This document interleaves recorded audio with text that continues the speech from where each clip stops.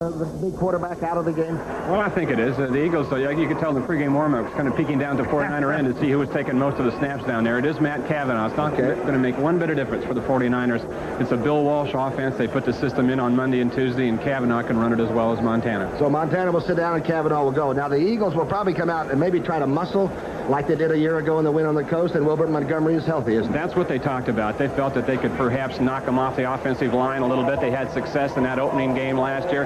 They would like to get Wilbert Montgomery going, get him going early, and get him cranked up, because when he gets close to 100 yards rushing on the day, the Eagles very seldomly lose. Okay, Wayne, you can see Mo Werging, as he's known affectionately for years in the Bay Area, the great kicker, is going to kick off. The 49ers have lost the toss, and the Eagles will have the young men back there, Joe Hayes, the rookie, and Major Everett, the second-year running back. You're looking at Hayes there. It is a beautiful afternoon. A lot of people are caught on an expressway, we understand. The stadium will have about 62,000 people here, so a few of those right now are probably cursing somebody in the lane next to them. Werging's kickoff, and we're underway. Remember, the 49ers are unbeaten, 3-0, and Andre Waters will touch it down. A big, deep kick by Werging. Let's get to the introductions. Here's the offense. Ron Jaworski, Wilbert Montgomery is healthy, Hubie Oliver, a good blocker, Kenny Jackson, the #1 draft choice, and Mike Quick, a Pro Bowl outside receiver from a year ago. Spagnola has 16 catches the last 2 games. Maraldi, Perot, Dennard, Baker, and Mitchell, they will be tested. I'm not so sure how good that offensive line is. We'll set that defense in just a moment for San Francisco. It's a 1st and 10 from the 20.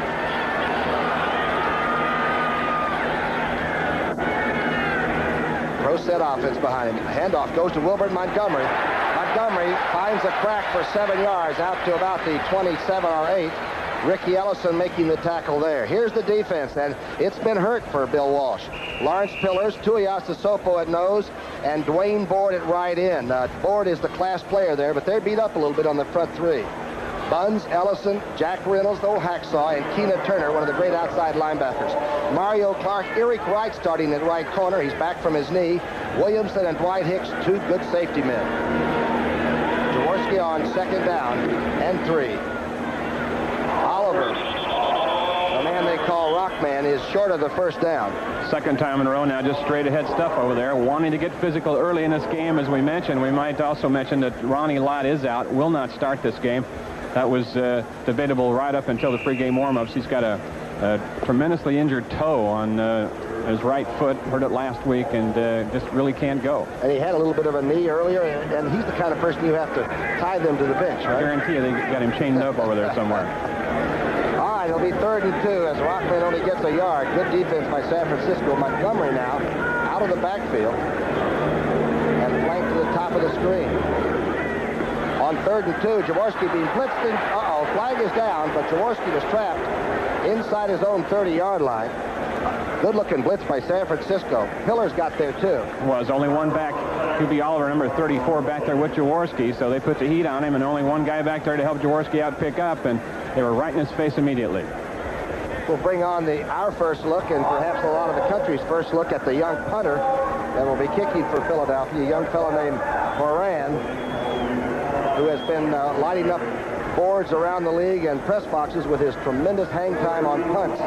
He's a left footer who used to work at Hughes Aircraft, and he took a year or so off to try to punt. And we'll see if maybe if we get a hang time, we'll give you how long it's up there. That's spheroid. McLemore, very dangerous punt returner waiting in his own 35. This is a knuckleball that McLemore will take at the 43. Good coverage by the Eagles, and they specialize here. They're just about the best on a net punting average return. You saw the hang time for give of 3.9. That's way under what he wants. They like around 4 or 5. That's their acceptable. And Horan has been getting up there around 5 seconds and sometimes a touch over, so that was not a good one for him. A 5-yard return of Horan's punt, a 47-yard punt, but not certainly in the gigantic terms that we've been led to believe he can kick. We'll probably see him loosen up like a golfer and strike it better. First offensive play and series for Cavanaugh and the 49er offense. We'll set that offense, and it is a tandem that's good. They both can run. Here's the fake draw. Cavanaugh throwing outside. Wide open receiver at the 35-yard line. Ronaldo Nehemiah, a world-class hurdler. Looked like that somebody fell down out there. Did. Bernard Wilson, the cornerback over there. That's a pattern that Nehemiah has been very successful running. He comes in the game, and they know he's one of the fastest guys in the league, maybe the fastest, so they give him a little cushion. He takes him deep, about 18 yards, and comes back to 15, and it's been open for him. But you still got to think that with Kavanaugh having perhaps a little bit stronger arm than Montana, that Nehemiah might just keep flying on one of those. Tremendous speed, and Roynell Young, the all-pro cornerback, is not playing, and I think that Walsh and company have gone right to work on it. Roger Craig gets his first shot from the fullback spot and drags tacklers ahead for 5 yards. Herman Edwards and Ellis hanging on. Remember, both of these offensive running backs can run the football. They are no longer just a passing team. Here's the defense. At one time, the best in football a few years ago, but not quite there now. Dennis Harrison, big-foot at left end. Kenny Clark, an underrated nose tackle. And Greg Bound, a good pass-rushing defensive end. Jody Schultz, Jerry Robinson, the class linebacker there. Griggs is all right. Joel Williams is a good blitzing linebacker. The secondary's in trouble. Wilson, Edwards, and Ellis and Hopkins. Straight ahead by Roger Craig. Not much, maybe a yard. Stacked up there by Greg Brown. And there is the million-dollar quarterback today. He's in a baseball cap on the sidelines next to the coach. He's wearing a flak jacket, the newly designed one, under his jersey there, and they said he could play. And if it came down to the end of this ball game and something happened to Kavanaugh, I think something would have to happen to Kavanaugh before we'd see Montana. But if something did happen to Kavanaugh, then there is a chance we would see Joe Montana. Young Brian Clark is the third backup. And as Wayne Walker told you, they don't change their offense because Kavanaugh is much like Montana. Perhaps doesn't have the vision, but he can run the same offense. The toss back to Wendell Tyler. Wendell Tyler gets the first down and threatens to get more than that inside the Eagle 20. Here's a good football player, and don't let people tell you that he fumbles and all that. This kid can catch it, he can run it, and he's hard-nosed. Gets to the line quicker than anybody. Watch this block, though, by number 68, John Ayers, the pulling guard. He's coming right at you, and he's coming right at Herman Edwards over here, and you're going to like it a lot better than Herman does. Herman lost his balance, and that's a plant job there. That's right. The finesse team is supposed to be San Francisco. That looked like a pretty rough offensive play for a first down. First and 10 inside the Eagle 20. Kavanaugh seems to have the offense pretty much at his grasp. Straight drop back. Kavanaugh dumping outside. That's Tyler. Oh, good tackle there at the 15. If Griggs doesn't make that tackle at the 15, Tyler would have hung up his fifth touchdown. Looks like Kavanaugh almost had an option out there. If Griggs dropping back on Russ Francis out there, he could go to Tyler. If he closed on Tyler, he could get it to Francis. That's a lot of the 49er scheme are those combination patterns. Wait, it looks like they clear out and then a guy comes through as a trailer and he's wide open because somebody had to vacate. They get a couple people in areas and then just try to pick on one individual. That time it was the linebacker. Phil Simms of the Giants tore this secondary and defense up on opening day for 400 and some odd yard afternoon, and it looks like the 49ers are going to work on it. Craig trying to bounce to the outside. It's handled there by Greg Brown.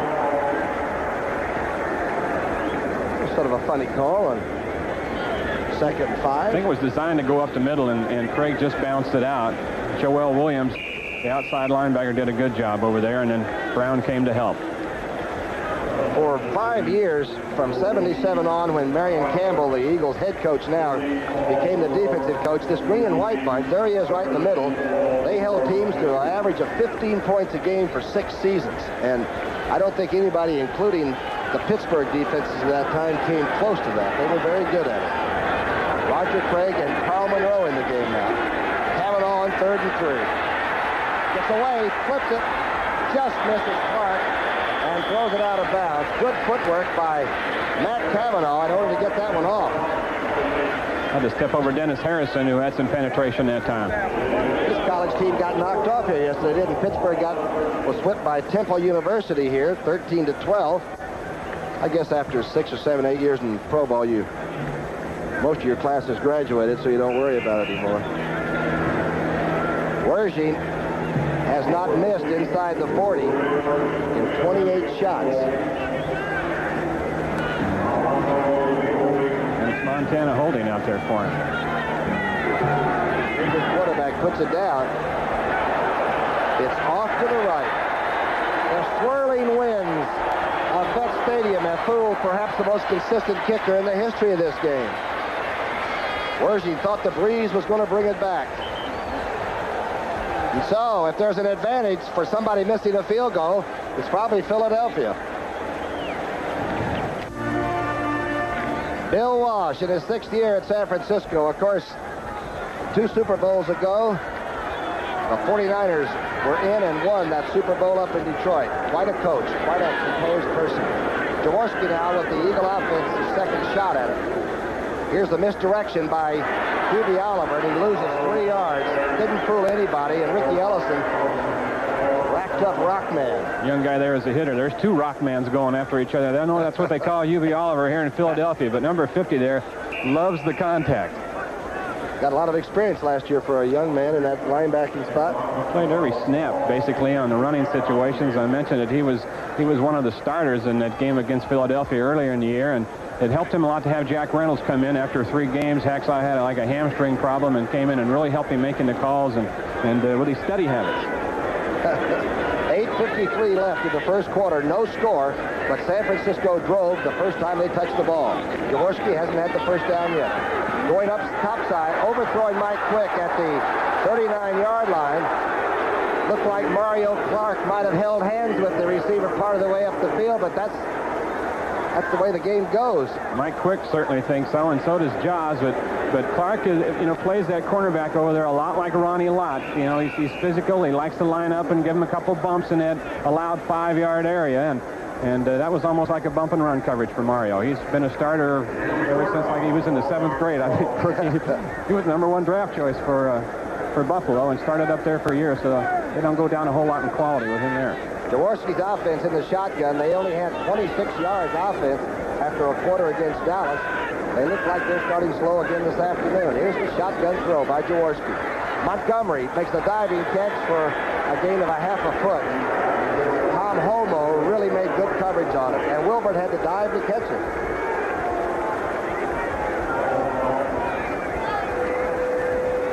Jaworski with a strong arm, once in a while throws a low slider sometimes that dips right as he gets to the receiver. McLemore back to take the kick, and Horan back and will try to put a clock on the young lefty again. I tell you, punting the football in Philadelphia became a saga for about the last 10 years. Horan's kick. It looks like the powder was wet again. This one hit at the 46 of San Francisco and out of bounds at about the 40. The crowd waiting for an explosion here in the city of brotherly love. A 42-yard punt, and our clock is still running. No score with 7:55 on the clock here at Vet Stadium. Matt Cavanaugh is the quarterback. Montana could play. He's been holding, at least for the field goal attempt by Wiersje, but 3-0 team decides to go with their #2 man. It's plenty good. Clark makes a great leaping grab in Eagle territory at the 48. A high throw, but well thrown. What a great catch, too. And you're not going to play it any better defensively than Herman Edwards did. He was right there as the ball arrived, same time. I mentioned about Cavanaugh's arm. He gunned this one. It was almost taken off like a Sandy Koufax fastball. Looked like it had a little rise on it. Herman Edwards right there as the ball got there, and Clark did a great job of hanging on, and he's shaken up a bit, as you can see. Great thing about Dwight Clark is he knew he was giving himself up to make that catch, and he's always been a very, very tough competitor. We'll check on him. That's Solomon in motion. Here's the strong side run by Tyler, who's caught. Now he gets away, and Clark takes a shot at him.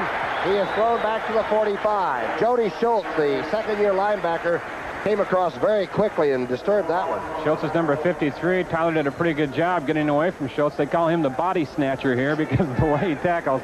Big upper body, long arms, and he just envelops ball carriers. Just in his second year. He's a bow-legged guy. I never saw a bow-legged pigeon-toed guy that didn't knock you dead when he hit you, you know?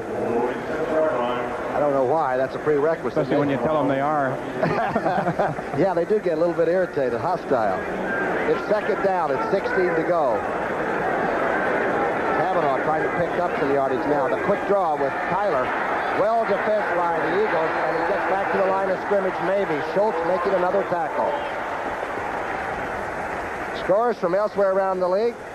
Exciting actions. A couple of upsets on the way. New Orleans leading St. Louis. That's a very early score. Cardinals are a good-looking young team. They're going to get better as the year goes on. Minnesota with a Kramer to Sammy White pass leads Detroit 7-0 early, but those Lions will hang in there for 4 quarters. You can ask San Francisco. And Atlanta leading Houston 7-0. The Falcons, of course, the 49ers' next Sunday opponent here on CBS. The number on Kavanaugh, 3 of 4 for 38. And this is 3rd down and 15. He's being rushed. He gets away and is now sacked back at the 37. Greg Brown, I believe, got part of it, and Struthers. Looks like they had some stunting going on up front that time for Philadelphia. Bill Walsh said that this is an extremely well-coached Philadelphia defense, and I think what he really meant, Tom, and it's better coached than any other defense in the league. He has a tremendous respect for Marion Campbell. He said that the Eagle defense adjusts to what the 49ers do better than anybody. Here's Maxie Runiger, the former Eagle punter, kicking his first kick. Yvonne Cooper fair catches it at the 27, and the crowd has suddenly come to the vet. Action in the form of sacks and hard tackles. Don't go away. We've got a knocker. The punt returner for the Eagles, his name is Evan Cooper. I think I incorrectly called him Yvonne. I don't want to get into trouble with the young man from Cheney State. He's a good rookie. 1st and 10 call by Ron Jaworski. QB Oliver, the only remaining back. So he's got 4 receivers. Quick is hit right as he was reaching for the ball. Good defensive play at the Eagle 39. Mario Clark coming right over the top. On him tight. Now you watch Jaworski. This is just a quick pass, head and eyes all time right here at Quick, and Clark read it well. Look at Ellison coming. They both want to get out of his way. Quick, the most dangerous Eagle receiver. Last year went to the Pro Bowl. He just came on and was so spectacular, and he's superb after he catches the ball. The best way to play him is not let him get to it. Keep him out of the contest. 2nd down and 10. Offense sputtering, looking for something that might go. I'm not finding it yet. Linebackers are coming up as the blitz. They fake it and drop out. Jaworski throwing the deep sidelines, and it's knocked away from number 81. Mario Clark keeps Kenny Jackson, the number 1 draft out of Penn State, from perhaps making a reception. Looked like he might have had that one. There's Kenny Jackson, a Penn Stater for Joe Paterno. Don't forget next, the Packers and the Cowboys, or some of you will see the Chicago Bears and the Seattle Seahawks. Right here on CBS Sports on doubleheader day. 3rd down and 10 to go. The offensive line is very changed from the 80 team that Dick Vermeil took to the Super Bowl. Both tackles are gone. Carmichael's gone. Here's the shotgun shot to Wilbert Montgomery. Wilbert is going to be short of the 1st down by about a yard at the Eagle 37. Jeff Fuller caught him. Looked like Wilbert might have room to go there. Almost, and he got some help from the strong safety also, number 27, Carlton Williamson. You'll see it right here, out of the shotgun. Montgomery comes out and then runs a narrow pattern, a shallow pattern. Williamson, 27, makes the hit as Fuller catches him from behind. You said before, Fuller can run, can't he? Here's Horan's 3rd punt. The new Eagle kicker hits sort of a shank taken by McLemore, and he puts his head down and gets it out to the 37-yard line. Pretty good run back. You can see Runiger, the former Eagle, congratulating his new teammate. No score. Tom Brookshire and Wayne Walker with 4:42 left in the 1st period. It's scoreless. 49ers have the ball for the 3rd time. The Eagles have not moved for any 1st downs at all. And the first time the 49ers got it, they drove deep and missed a field goal to the right by Wergy. Tyler now behind, good blocking by Quillen. And sneaking in behind is Wes Hopkins, who is one of the real head-hunting safety men in the league. Hopkins is a real nailer. Those defensive coaches at Philadelphia just love him. Number 48, Marion Campbell told us, he said, he's rough and he's rugged and he doesn't mind if you are. He wants you to be just as tough as he is because that's the way he likes it. No, you talked to Marion about it. You said, we used to have to get ourselves sort of mad and everything by being scared. Marion Campbell, you see right there, he said he doesn't have to do it. He's just mean all the time. There he is, Wes Hopkins, out of SMU. Once in a while, play-action passes can get hard-hitting safety men, however. Here's the in-sweep by Tyler. Power sweep, gets through the block. Into Eagle territory to the 47, just cruising. and he'd follow the blockers. Doesn't he? I was just going to say that. He uses those guards and the people in front of him as well as anybody in football. The thing that makes it so tough, of course, you don't see it here, is he just gets to the line of scrimmage. Randy Cross is 51, John Ayers 68 right there. They both get blocks, and look at Wendell wait for it. Cross has got to be one of the better pulling guards in all of football. Am I right? That's exactly right. And Ayers is one of the most underrated. Good offensive unit, whether Montana is the quarterback or not. But make no mistake, Joe Montana is probably the best quarterback for a football team to have in the league. He's on the bench. Cavanaugh back to throw. He's got a couple of men out. Wide open. Craig knocks it down. He couldn't have heard any footsteps because there weren't any close. Second-year player out of Nebraska, and he just doesn't drop many. He's got good hands. When we talked to him yesterday, we said, you know, how many passes did you catch at Nebraska in your career? And he told us about 14, I think, in 4 years. He's caught a ton of them for the 49ers. He's been real dependable. And a very fine running back with good speed. If people underestimate the fullback speed for the 49ers, he'll run off and leave you groping for it. Russ Francis is in. Two big tight ends. Earl Cooper in there, too. Solomon is out. Second down and 10. Cavanaugh. Oh, great catch this time by Craig. And the young sprinter from Nebraska takes it almost to the 30-yard line. There's something nice about him when he came out and ran a little circle pattern and made an excellent catch on a ball that was just a touch high. There it is right here. Craig to the left of your screen. He'll come into view. He runs a circle over the middle.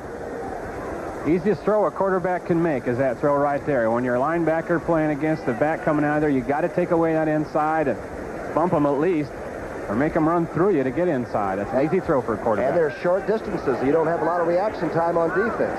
And the 49ers are masters under Bill Walsh. It's first and 10 now on the Eagle 32. A busted play. Flags are everywhere on this beautiful sunny afternoon in Philadelphia. That's Ben Dreif. Illegal procedure on the center. Center move before the snap.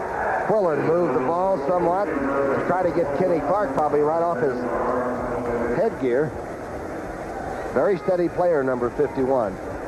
You don't see him in highlights, but he does his work very quietly and well. 49ers are 3-0. The Eagles are 1-2 and literally stole the game from the Minnesota Vikings a week ago. First down and 15. Craig is the only remaining back, and now he's joined by Carl Monroe. Keeping the backs in. The blitz is on. Cavanaugh is down at the 48-yard line. Anthony Greggs. And let's go now to New York City and Brent Musburger for an update. Brookie, this is becoming the year of the running back option in the National Football League. Hokie Guyjon of New Orleans comes up throwing against St. Louis. He's got Wayne Wilson. That's the second time in 2 weeks the Cardinals have been burned by that play. Let's go back to Brookie. That's for sure, Brent. And, of course, Hokie Guyjon is local boy making good all the time down in Baton Rouge country, New Orleans. The crashing Cajun. He told us last week he had so many scars that he didn't know what to do with all of them on his head. From, I think, junior high school on. Saints are a team to worry about. It's second down and 26. Montana on the bench. Cavanaugh in trouble. Good throw off balance. Monroe has it. Monroe breaks the tackle and gets to the Eagle 34. What a throw by Cavanaugh on the move. And a pretty good catch out in the flat by Carl Monroe, who was a free agent pickup last year by the 49ers. Looking at a guy that one of the smallest in the league right there, about 168 pounds, but I know it's tried to say, but his heart is about the same size as that 32 number he's wearing. You know, it's very hard to sack Montana and Cavanaugh because of the quick patterns, but the Eagles are putting a lot of heat on with a pass rush. Whether they're gambling too much or not remains to be seen. I think they're blitzing a little bit more than they've shown in the past. I really think that they feel that Montana scoots around in the pocket a little bit better than Cavanaugh, and I think they feel they can get to him some. It's third down now and 14. Cavanaugh has him back to where he started originally. Going for Craig, who's wide open at the 18.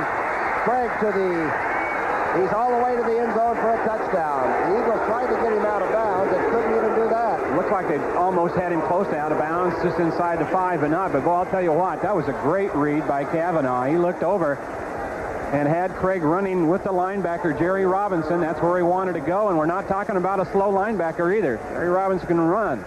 But look at this, a great touch on this ball, lofted it over. That was the man that was the most open of anybody, and Cavanaugh found him right away. Couldn't get him out of bounds, and so Cavanaugh did bring the 49ers back from 2nd and 26 to 3rd and 14 to a touchdown. 35-yard TD pass. Wershing out of Montana's hold. Oh, he nailed this one. You won't see number 14 feeling badly about that.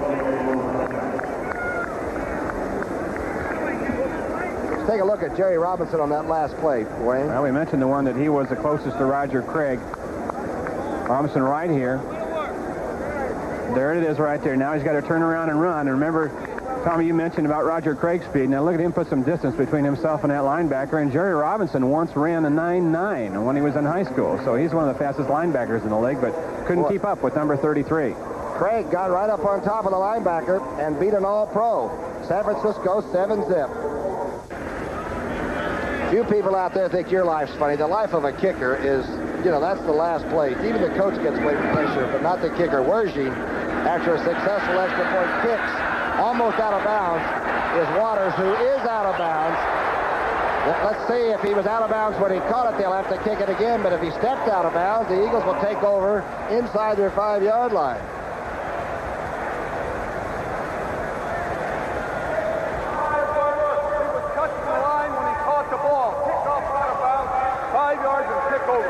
They'll have to kick it over from a 5-yard penalty.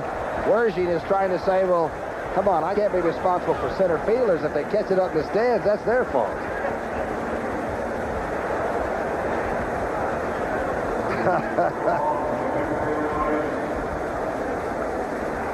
You'll hear all the excuses from kickers as to what didn't happen or did happen. Well, his foot was on the line when he caught the ball. If his foot would have been inside, he caught the ball and then stepped on the line, they would have had to start their offensive series from there.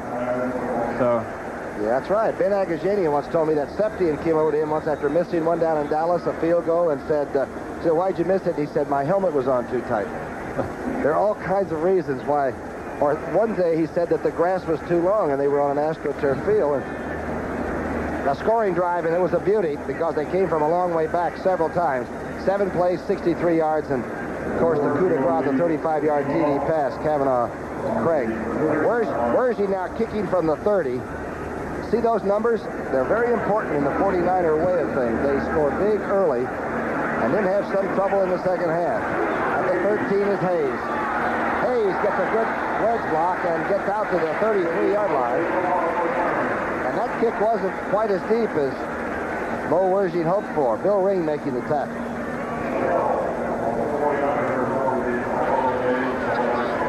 Brookie, it's still too early. It's just Wershing.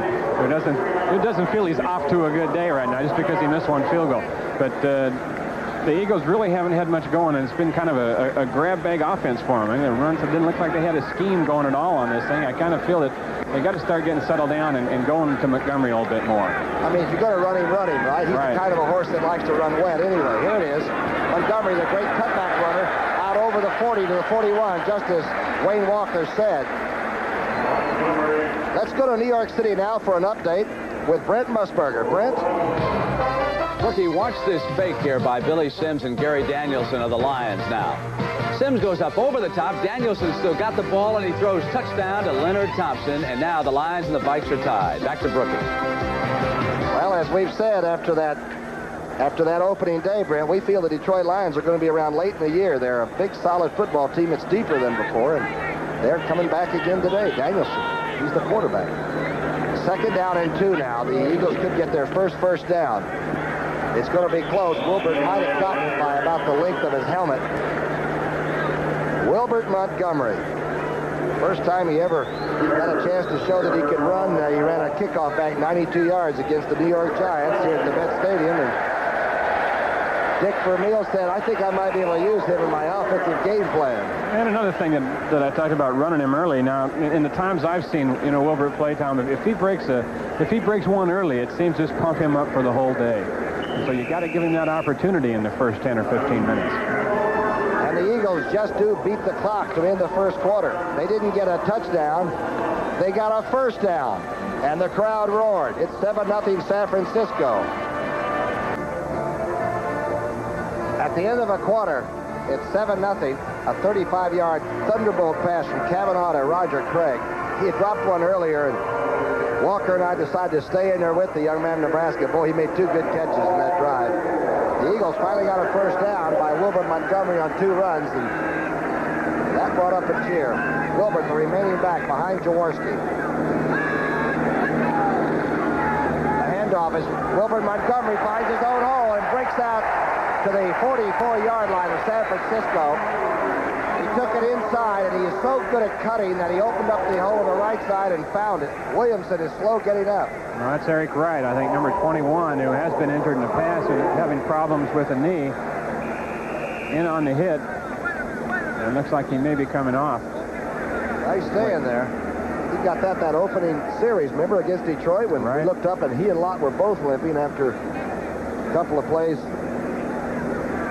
against Billy Sims and company. He is being helped off. So Dana McLemore is in there now at the right cornerback as they continue to hold Ronnie Lott back. Okay, so McLemore, the young punt returner, is moving over now to cover Quick and Kenny Jackson, the 2 fast receivers the Eagles have, and the Eagles are in the eye. Wilbert Montgomery is deep eye.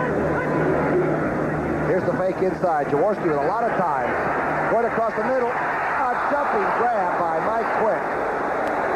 He went up a step ladder and tried to spike it and gain control and couldn't quite come down with it.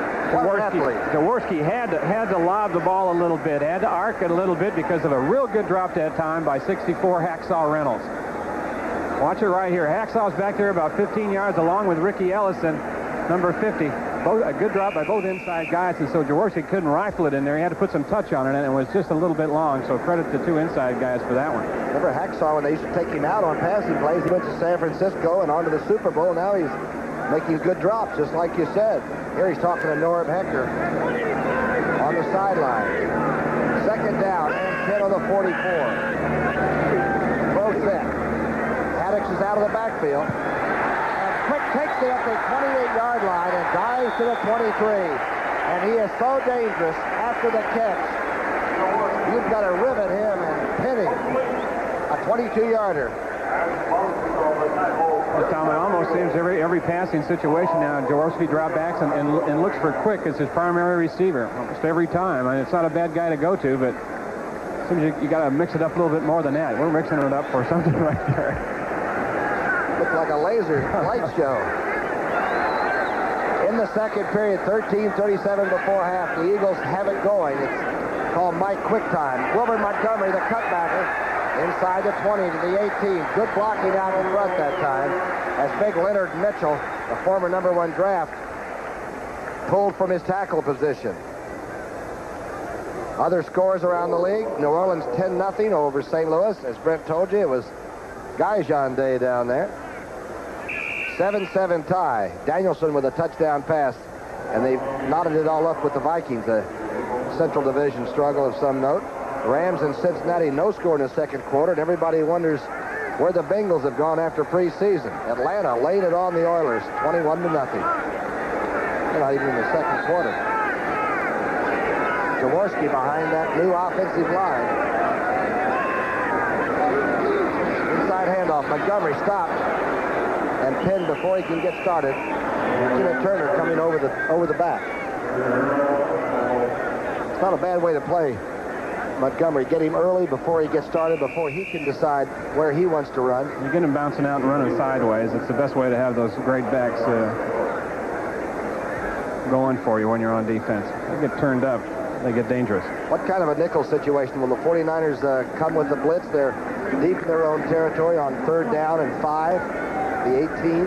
What would you go with? They've got a ton of variations. They usually bring one person. They get a pretty good rush out of the 4 men, so I think they might lay back this time. The shotgun formation with Montgomery flanked out to the left. To Haddix in the flat. He is buried immediately. A good tackle by Fuller, and he dropped it anyway. I know you're becoming more and more impressed every week. This is our 3rd game with the 49ers this year, Tom, a number 49, Jeff Fuller. What a player. And he can play so many different spots. He's almost as big as a linebacker. He's fast as the defensive secondary. And he's aggressive, as Michael Haddix will verify right now. McFadden now, a good young kicker that's come in here. He's went to Youngstown State, where Jaworski went to school. 3 for 3 from this distance. Put a high snap, but Jaworski gets it off and down, and McFadden makes another field goal. And there is joy. You got to perform in this stadium. It's 7-3 San Francisco. Marion Campbell sent Tony Franklin, the barefooted kicker that used to be here for 3 or 4 years. They sent him as far north as they could and keep him in this league. He's in New England now. And this is young McFadden, who just hit the field goal and follows instructions. Monroe at the 7. Carl Monroe gets a good block. Tough little guy, gets out to the 24. Jerry Cooney will make his long-awaited return to the ring against unbeaten Phil Brown. Cooney, who last fought in June of '82 when Larry Holmes beat him up, says he's ready to go this time. You'll see that bout live from Anchorage, Alaska, and the first ever New York Triathlon and the Marlboro Cup, where Slew Gold will be going for that second jewel of the Triple Crown. He won the Woodward and will get $1 million bonus, this horse will, if he competes the Triple Crown. His owners won't do badly either. The beginning, by the way, 3:30 Eastern Time, and for you folks in Harrisburg, PA, the capital of Pennsylvania, at 12:30 Pacific Time next on CBS Sports Saturday. You people in Harrisburg will get it at 3:30. Cranack made the tackle and is down. We'll be back in just a moment. My old Eagle teammate, now the Eagle coach. What did he say about being a head coach? He said, well, a lot of things to do. He said, just because you turn the projector off doesn't mean it's time to go to sleep. He had 3 radio shows and 2 luncheons and a couple of other things during the week other than coaching.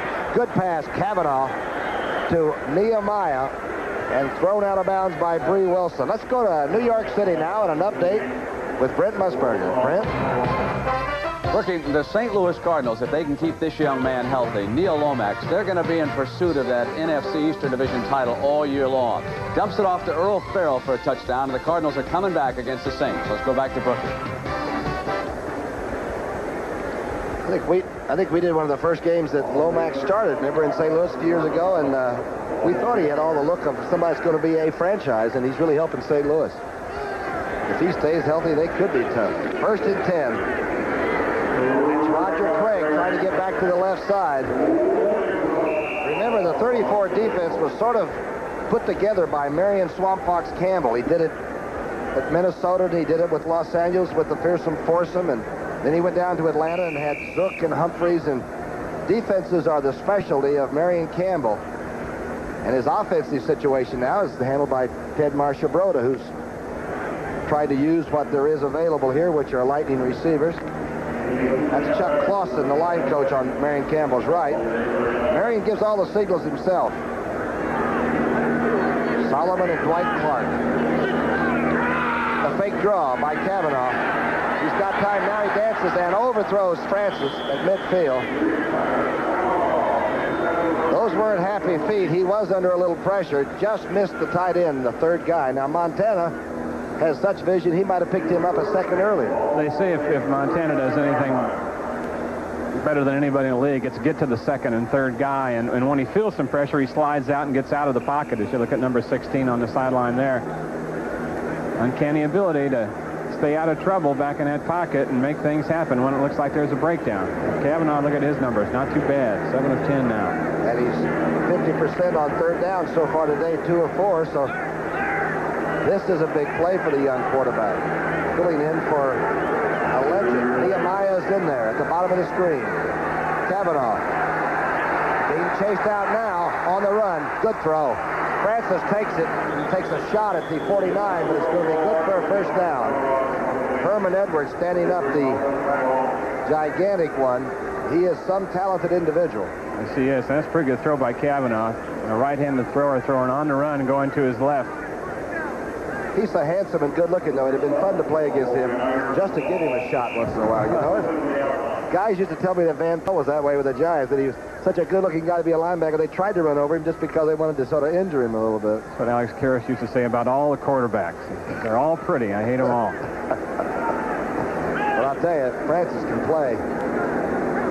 And he is strong and tough. Nehemiah is in there with Clark. Kavanaugh being rushed. Throws on the dead run and almost picked off by Bree Wilson. The ball thrown into no man's land, and nobody came up with it. Kavanaugh getting a little careless that time. Some pretty good pressure that time as the Eagles blitzed him again. Jody Schultz, number 53, was back there. That's not a rookie you're looking at there. He's been around the league for a while. 7 years to be exact. He was the number 2 draft choice of New England back in '78, and he started 15 games for the Patriots in the time he was up there. Came to the 49ers before last season, and just spent the whole year basically behind Montana and Guy Benjamin learning the system. He has that Richard Gere look, too. Looks like he could sell a lot of right out of GQ, you bet. A good-looking young man and quite an athlete. This is a good football team, folks. 2nd down and 10. Kavanaugh with good protection this time, going outside and missing Clark. The ball was not well thrown, and Clark was pretty well covered. Let's go to the NFL today now up in New York. Brent, what do you got? Rookie, I know that Wayne knows this from being out on the West Coast, that Eric Dickerson has not run as hard this year as he did last, perhaps because of that injury before the season got underway. But here's his 2nd touchdown of the year, and the Rams now lead the Bengals 7-0. Let's go back to Brookie and Wayne. Okay, Brent. I've always felt that great running backs had great offensive lines, and sometimes when they're not blocking, you're just not making any yardage. Dickerson is certainly one of the great big backs that's ever played this game. Yeah, he's just a time bomb that's ticking all the time. Jody Schultz, who's coming back from knee surgery a year ago, is shaken up, and we'll keep you comprised of what's happening in just a moment. A man they call a body snatcher, Jody Schultz there, 53. He sort of walked off under his own power. Sometimes those old adhesions from knee surgery rehab break loose when you get hit and you think you're going to die. 3rd down and 10. Mike Wilson is in for the 49ers. They're trying an under pattern, and it's cut off and overthrown. As Rorinell Young was in as the undercover on the nickel defense and read the under little pattern that they were trying to come with very well. But it was good pressure, too. Tom Struthers, the 2nd-year guy from Jackson State, defensive end on a blitz. He didn't get to Kavanaugh, but he got good penetration, got his hand up, and Kavanaugh had to throw around him. Rorinell had one of those abdominal pulls, which is very difficult to get loose for a secondary man. Runninger, the former Eagle, gets a tremendous punt off, and it's into the end zone. The Eagles will have the ball at the 20. Almost blocked. Somehow when that happens, it seems like the punter really releases and kicks a real screamer. A 50-yard punt, no return. San Francisco 7-3, and they give the ball up. Thursday. Former head coach over in Baltimore and the offensive coordinator, Teddy Marchibroda. I used to play against him, and he is a well-organized, disciplined man. He's helped Ron Jaworski immeasurably already. Jaworski on a dash out, which you don't see. Now he's throwing it on the run, back into traffic. Williamson misses the INT. Ron Jaworski is not your sprinting type quarterback. He's tough and he's durable, but he's a pocket man. I would say that was an ill-advised throw that time. There were about 4 red shirts around that one. He has a tough time with the fans here in Philadelphia, though, doesn't he? I mean, he thinks that as well as he's done, and he's had some great years for him, that they should have accepted him a little bit better than they have. This town's tough on quarterbacks. The only guy was Van Brocklin, who was sort of, he didn't care whether they liked him or not. There's Montgomery trying the left side of the offensive left side and getting about 1.5 yards. Dwayne Board stacking him up there. Board, certainly an all-pro. Let's go to New York for an update with Brent Musburger.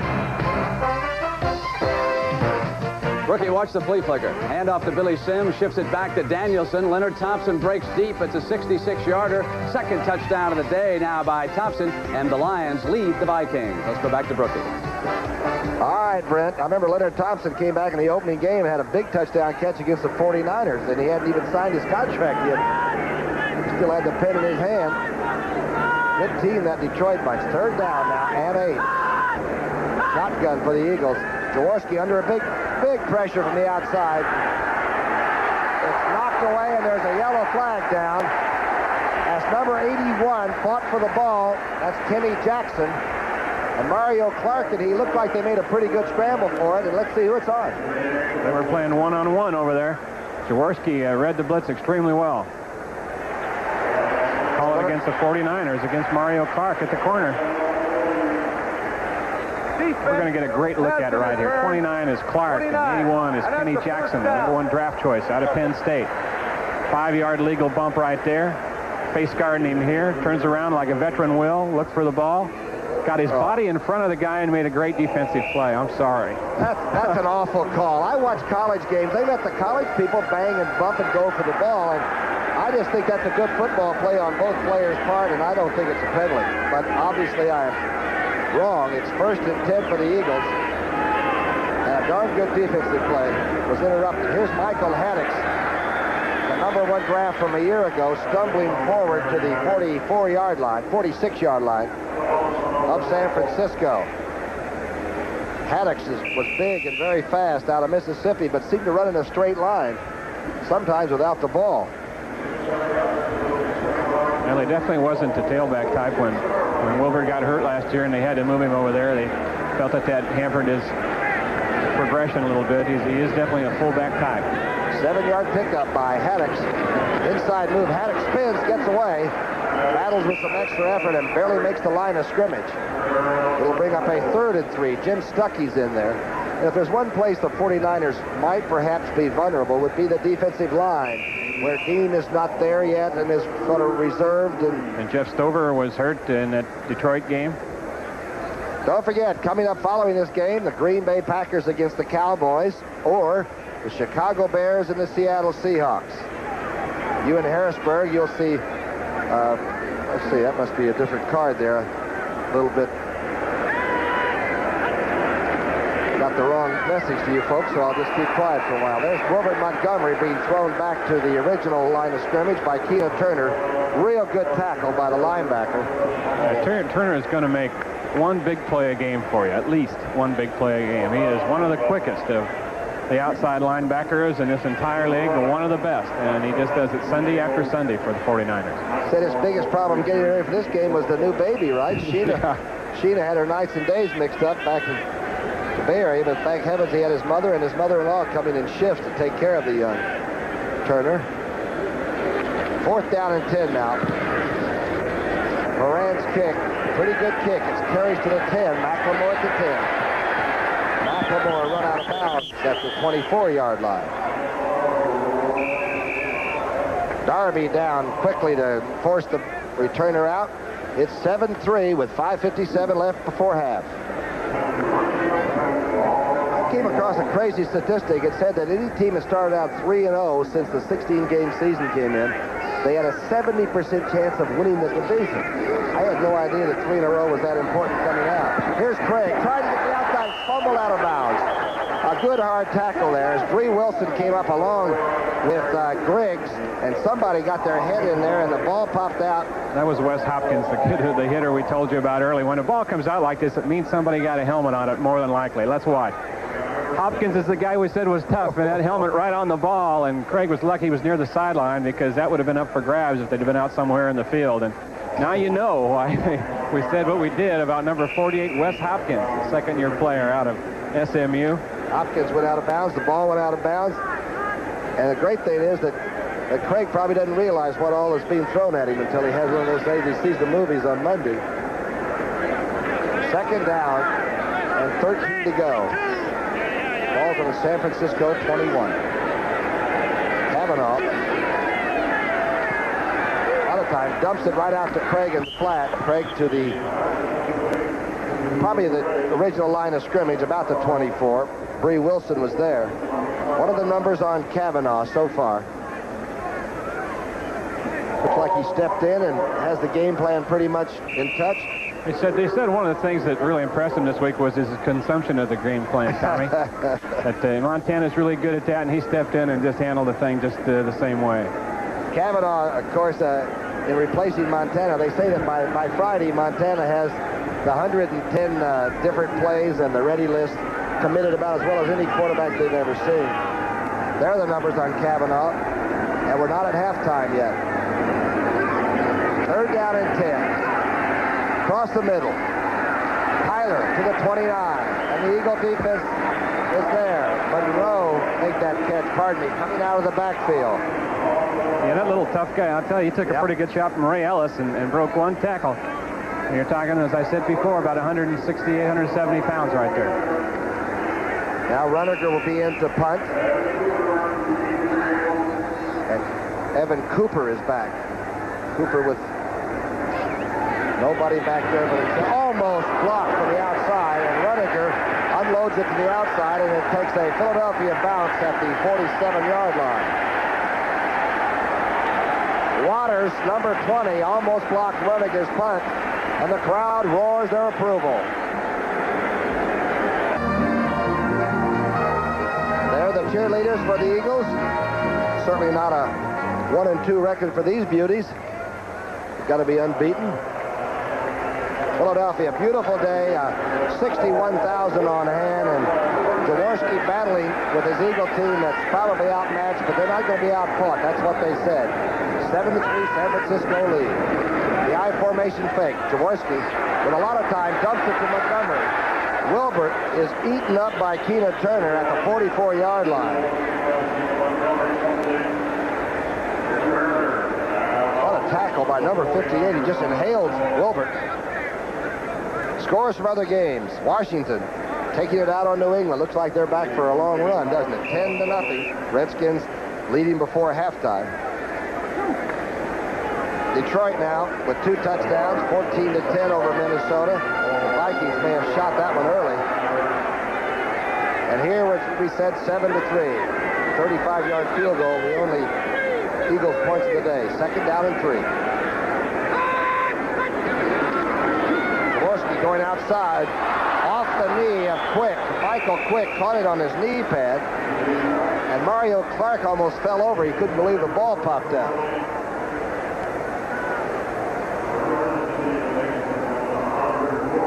The Rams 7-0 over Cincinnati. A Dickerson touchdown. A long season. Falcons 21-3. Boy, you're in Houston these days. It's really a long season. Jaworski now with a chance to bring this crowd back to the Eagles side of things. A touchdown now, and this crowd would really warm up and become a real ally. 3rd down and 2. Jaworski looks like he's trying to screen it. He is. It's read by San Francisco, and he overthrows Montgomery. It was not the quarterback's fault. The 49ers played such smart defense, they just didn't fall for the screen. Now they had Pillars. Lawrence Pillars out there sitting right in the middle of the screen. That was board number 76 with Pillars, 65 over on the other side, and went right out with his big tackle Leonard Mitchell, and was sitting there, and Jaworski looked over to dump it off, and number 65 was in the way. Sometimes the people don't understand that might have been the best play Jaworski will make today, getting rid of it and not getting it intercepted. Michael Horan, the young aeronautical engineering wizard with the left foot that's supposed to punt him out of sight. He's going for the corner. He's had 5 inside the 20 already. I believe he's nailed another one. This is going to bring a big crowd up. They're going to call it the 12-yard line. He airmailed that one.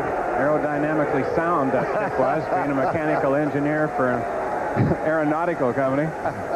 Gans, the special teams coach, says that this young guy had a very strong leg, and he's got a crooked left leg because he's had an automobile wreck that he's recovered from. That's a guy, he took a leave of absence from his job, but this wasn't his first drive, Brookie. He'd been cut by Atlanta, Green Bay, and Buffalo before he made it here. He's got a mattress thrown in the car somewhere, right? Camp to camp. Trunk slammer. 1st and 10 now. A great kick has put Kavanaugh and company back in their own territory. Kavanaugh going up topside. Wendell Tyler, the 32-yard line, gets to the 35. Kavanaugh is having to get up. A 23-yard connection. Kavanaugh has done an excellent job right here of coming up to the right man. Look at Wendell Tyler again now with a linebacker. That's Kranek, number 52, and there is no way. So Kavanaugh knows where his people are out there and who's covering them, and he's done an excellent job of picking them out. Jody Schultz, the starter there, is out. And Kranek is in there, and obviously he just took a half a beat as Wendell got up close on him, and it was over. Out of the woods now, the 35-yard line. Cavanaugh in the I formation. Sophisticated football, folks. Cavanaugh going for all of it. He's going for Nehemiah, who's wide open at the 20-yard line. Bree Wilson can run a little bit, but Ronaldo Nehemiah ran right by him. The flags are down back at the 34-yard line.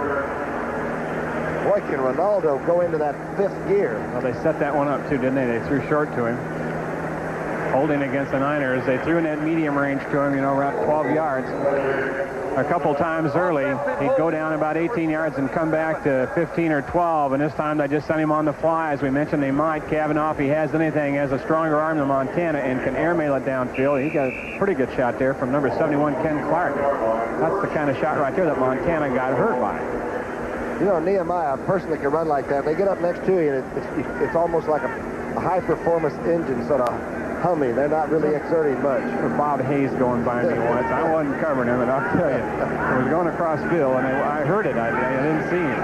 It's a whooshing sound. Cavanaugh moving in the pocket, overthrows Francis, who had some company anyway. And the Eagle defense looks like it might be trying to find out or figuring out what Cavanaugh's up to a little bit. They'll come with different sets. And they are also very sophisticated on defense, more so than physically overpowering. They can take away what you do very well as almost anybody. We said they appeared to match up pretty well against the 49ers. Bill Walsh says that they're a zone team. He told us in our meeting yesterday the Eagles are a zone team, but they kind of play like a man-to-man within their zones, and it makes it tough on his offensive scheme. 2.5 minutes before the halftime here at Vet Stadium. Here's the rollout by Cavanaugh. Now he dumps the side armor, just missing Craig. And the Eagles are putting a lot of pressure now on the passer. Harrison that time and Anthony Griggs, the linebacker. And they don't come with a three-man rush. When that three gets into the play, it's usually 5 or 6 people that are coming, though they're not a big blitzing team. They put pressure on from different areas. Third down now in a bunch. 3rd and 20 facing Cavanaugh. Number 32 now comes in, Carl Monroe. He's a great little back circling out of the backfield. 3-0. They've scored 32 points average doing that. So the 49er defense hasn't won all the games, that's for sure. Wilson and Dwight Clark, the receivers. Here's the screen to Monroe. Monroe upended at the 32-yard line. Good defensive series for the Eagles. Herman Edwards making the stop there. Boy, Herm Edwards was happy to be sending the message back to Northern California. He went to Cal for a while before he went to San Diego State and has a lot of friends and family up in Northern California. The 2-minute warning now. A 7-3 San Francisco lead, and Rudiger's getting ready to punt it away.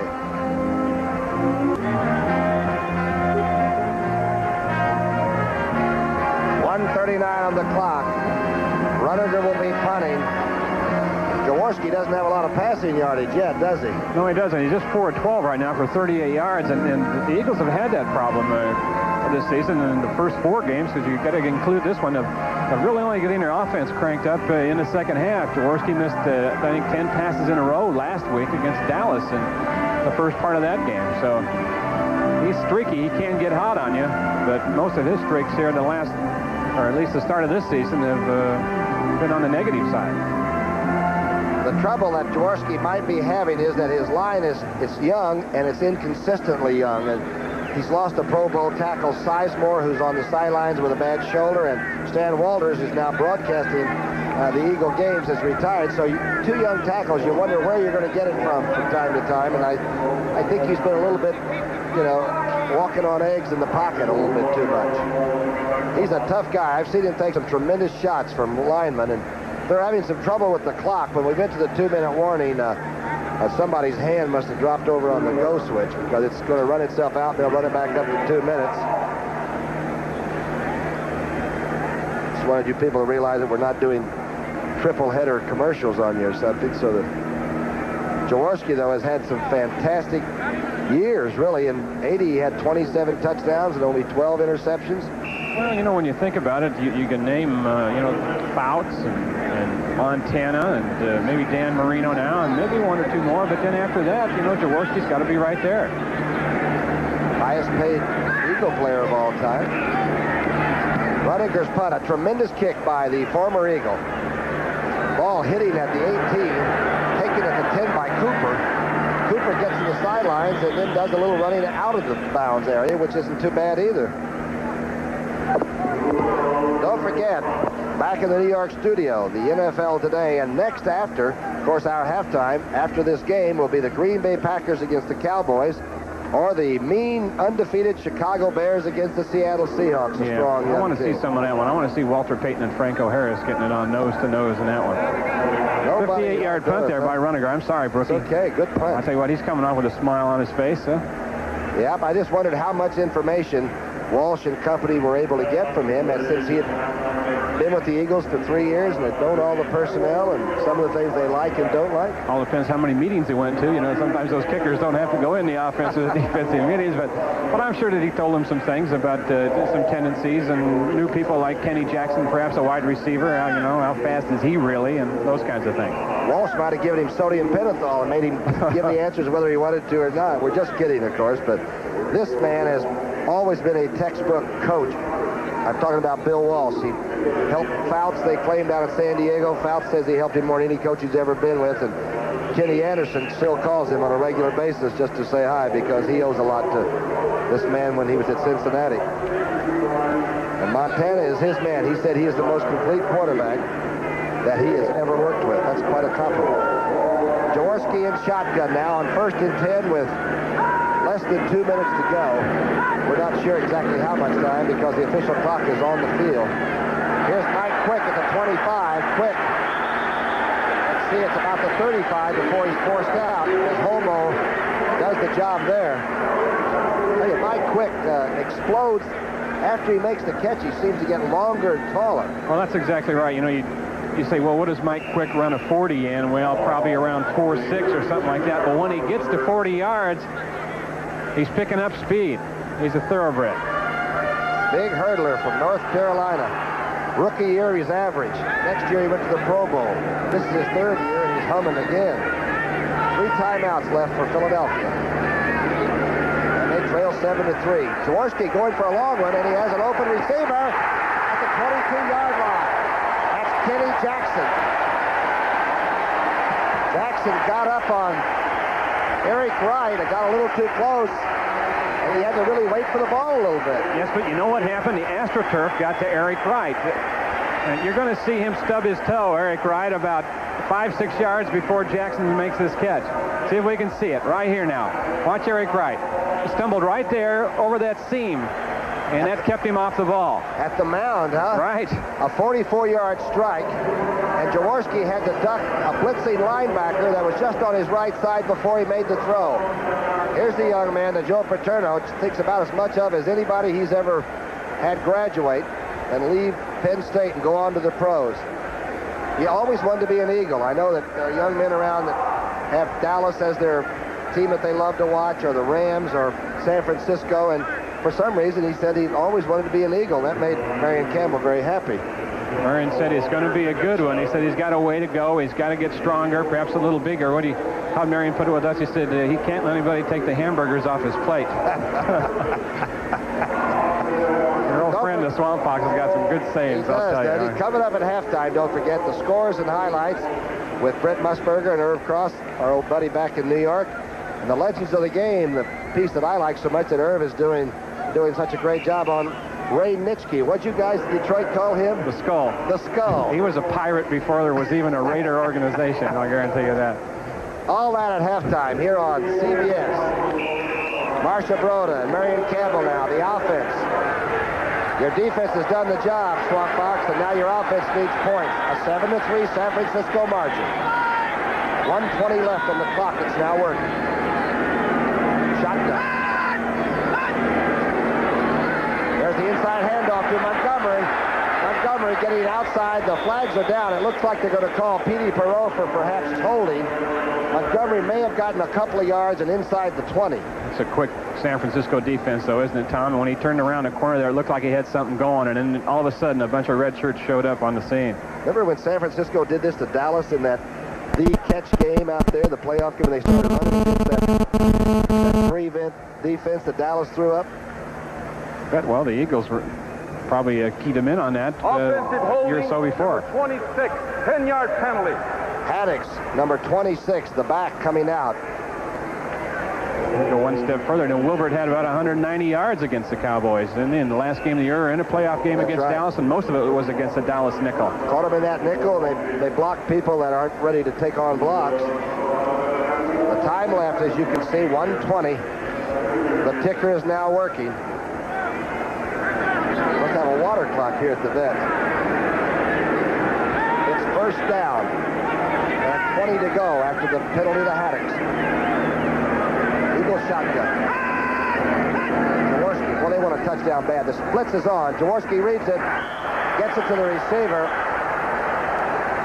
That's Woodruff that got his hands on the ball. And Mario Clark did a real good job of playing corner. Doing an excellent job of covering out there this afternoon. He's been all over every pass that's been thrown his way. Number 29 we're talking about. Again, when the secondary people are in on the call and they know it's a blitz, they can come up and play people a little tighter because the ball has to be thrown sooner. Team defense. And San Francisco really has had to do that because they've been banged up a lot on defense so far in '84. Second down and 20. 50 seconds on the clock, and it's ready. Jaworski, time, just gets it to Jackson, and they're going to call it a catch right in front of our camera there on the 20-yard line. There's a flag down on the far side, about the 26-yard line. Let's see what that's going to be. Well, the Eagles are pointing at the Niners on this one. Sometimes when they start twisting and making those stunts to get a pass rush, you can shove them all right in the middle. It's sort of a human ball right in the middle of the field. It looks like the Eagles blocked pretty well on that.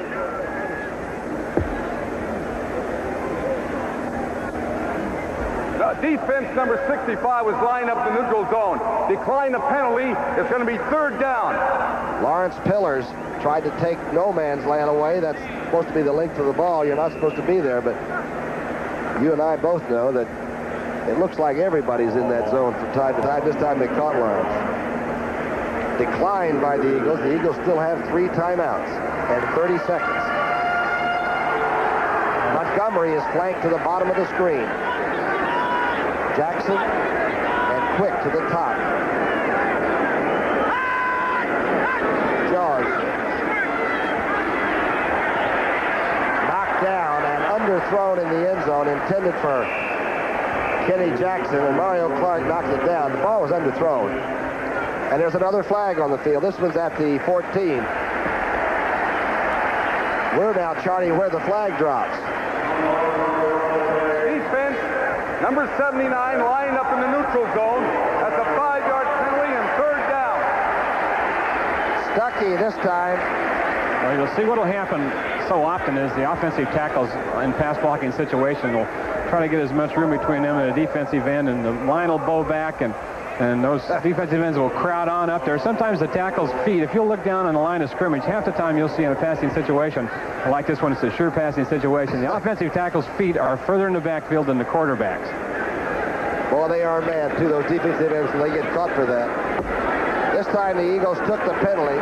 There's over a minute left, by the way. We're notified. The clock is running erratically again.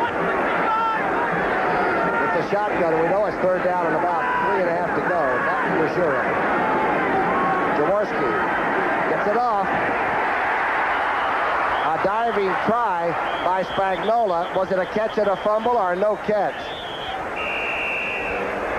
I think they're waving off the catch, Broogie. They're going to call it incomplete. The ball was delivered, and Spagnola, who's caught 16 passes in 2 consecutive weeks, just didn't hang on to it. It's a ball that could have been and should have been caught. Good throw by Jaworski. So now the field goal attempt to get within a point. McFadden will try the field goal. Jaworski will hold it at the 2.5, so we'll call it a 32-yard field goal. This is the one area where McFadden has trouble. Over 40, he's solid, and up to 30, he's perfect. Uh-oh, look out. Oh. Ball was deflected through. A half wedge shot just cleared.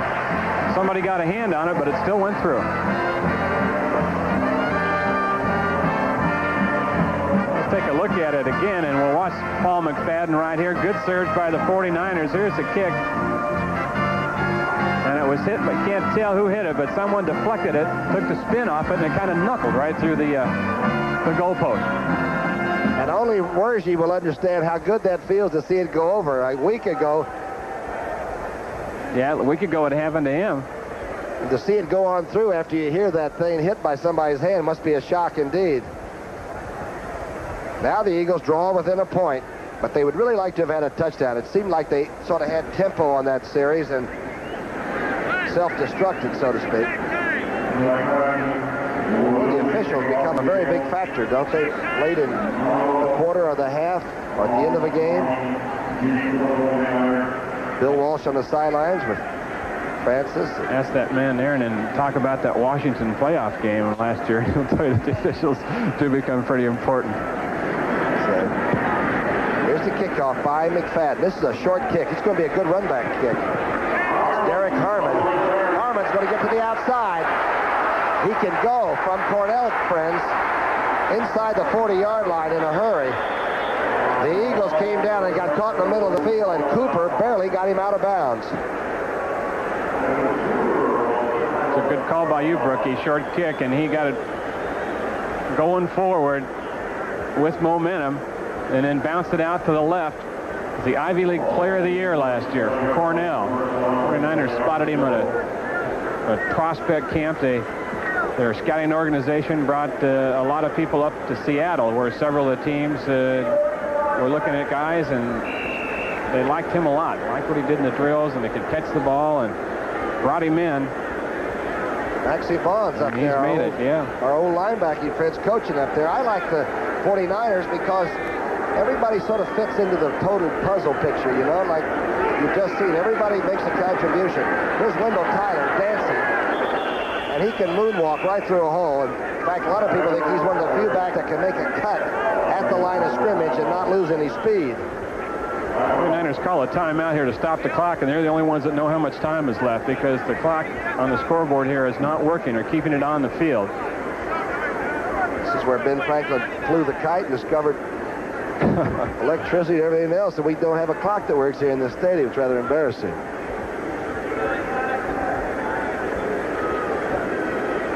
There's Francis Wendell Tyler, who is on his way, by the way, to his finest rushing year. He's averaging like 90 yards a game rushing. And that's about all San Francisco needed to do, was to be able to rush the football to be really a complete team. 39 seconds left now. We're notified by the Chinese way of notifying us. The clock is out. It's been shot out. 39 seconds left. 49ers with 2 timeouts left, I believe. Solomon is in and Dwight Clark. Clark to the bottom of your screen. And that's where Kavanaugh decides to go to the short man, and Roger Craig spikes this one away as Bree Wilson was closely covering him there. Roger Craig a little disgusted with himself. This is just one of those cases that you hear so many times where I think he started to run just a bit before the ball got there. Here he is out in the flat. You've got a good view of it. Somebody must have rolled over there and taken Dwight Clark away from him the last minute, but it looked like he wanted to have another play or two. 3 for 8 on 3rd downs. And that's what this one is. You got to figure now about 30 ticks left on the clock. Wendell Tyler is out flank to the right. Now he's in motion. This is a toss back to Craig, trying to run against that nickel defense. Gets to the 22 and a 1st down. Wes Hopkins stops him there. I tell you, Wendell Tyler came back in motion that time and got a good block on the outside linebacker. Nope. Watch it right here, the toss to Craig, and you can't see it, but the reason he got around the corner was Tyler's block on Cranack. So if you go into a nickel too early or on the wrong play with these teams, they'll run that ball at you, and they have the people that can break it. That's what the Eagles did earlier with Montgomery.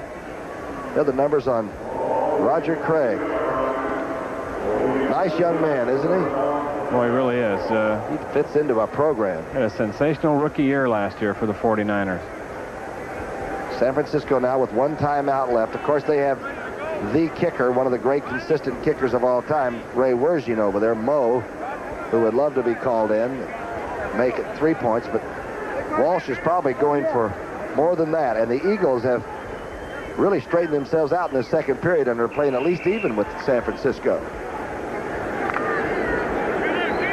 1st and 10. One timeout left, and we're not sure on the clock. Craig remaining back. Roll right. Clark grabs it at the 3-yard line. They're going to call it a catch. I don't know how he got him down. Wes Hopkins was there, but Dwight Clark is a big target.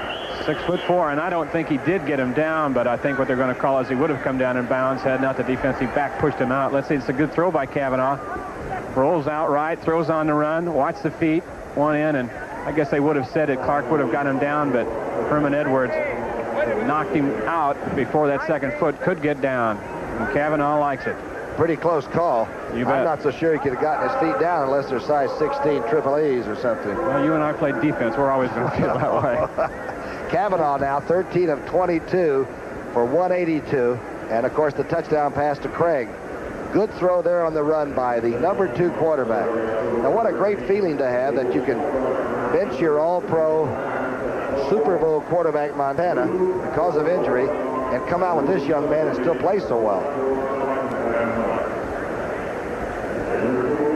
You know, you mentioned earlier that this 49er team is a real close team and real relaxed, and I think part of the reason is that all these guys get in the ball game. He uses them all. You saw Derek Harmon, and you see Jeff Fuller in special situations, Ron Ferrari. Everybody feels like they contribute on this team, and it's good for the base morale. Bill Walsh says even when Mario Clark came over from Buffalo, he was just totally impressed with the atmosphere around here. And they use a lot of people and keep them busy, and it makes for a happy team and a good team. You know, when you're going back on a long flight, like back to San Francisco, if you haven't played, even though the team wins, if you don't have a lump or two or a bruise, you don't feel like you're part of it. Yeah, you don't have anything to talk about. But we always had our shares of bruises and lumps. 1st and goal, San Francisco with a real big, important drive. That's a touchdown. Solomon making a juggling catch, dancing a bit, but getting them down, and Cavanaugh gets his second touchdown pass. Well, Freddie Solomon is so quick. He had Albert Fowles, number 29, on the coverage. Solomon went inside on him a little bit. Fowles kind of, I think he thought that he pushed off a little bit, but he got the step right there on him, and Cavanaugh had it on the money. Big drive and in a hurry. Wershing now for the extra point. He doesn't look up once he gets out there. He just finds Montana. Found him again. Dead solid perfect. And suddenly it's an 8-point margin. It shows you how important special teams are. That run back by Derek Harmon is the thing that got the 49ers down in shape for this 6 points in the last 30 seconds. Remember we were talking to Bum Phillips about special teams? I said, how important are they? He said they're not unless you don't do them well. He says because you can have a bad running play and you have 30 more running plays to get better at it. But he said a punt return or a kickoff, you only get maybe one shot a game, and if you play it badly, it can hurt you. And it was a combination that hurt the Eagles on that one. It was a short kick by McFadden and then poor tackling and coverage on the kickoff team. We're notified by Carrier Pigeon that there are 12 seconds left on the clock here at the Vet Stadium. Don't forget, the second game on our doubleheader day. Well, it's a good lineup. The Packers and the Cowboys. There'll be some fur flying in that baby. Or you can get to see the Chicago Bears and the Seattle Seahawks. Peyton and Franco Harris. I think they'll break Jimmy Brown's total yardage record. I mean, Peyton's pretty close now. They're close, so it's just a matter of who's going to do it first, and I think my money's on number 34, the Bears. I have a feeling he might be doing it today on that second game of the doubleheader. Handled by a member of the wedge. That's Struthers who brings it out. Wershing That one a little low and tried to get it into that vacuum area back there so that nobody could run it back at all. 11-yard return. Probably the highlight of Struthers' baseball or football life. Less than 12 seconds. After that 52-yard kickoff return, 37 yards in 5 plays. Solomon with the TD catch. Kavanaugh's second touchdown pass. Jaworski now in shotgun with 8 seconds left. Big rush looking for the screen. They get it this time. Montgomery between people finds a lane, and Montgomery gets to the outside, and they're keeping the clock rolling as he tries to crawl out of bounds. Williamson barely tripped up Wilbert Montgomery. They just announced that the half is over. They have town criers back east here, you know. And so it's 14-6 San Francisco, and we made it to the half. I'm Brookshire and Wayne Walker getting ready for the second half of this contest, the 49ers and the Eagles. The barefooted one will be kicking off, Paul McFadden. Tony Franklin is in New England now, and Derek Harmon is at the 4-yard line. He just brought one back 51 yards. He breaks out again. The flags are flying, and so is Harmon. He flies to the 30-yard line in a hurry. Waters made the tackle. Ben Dreit's crew has been extremely active. The clock looks like it has been fixed and repaired.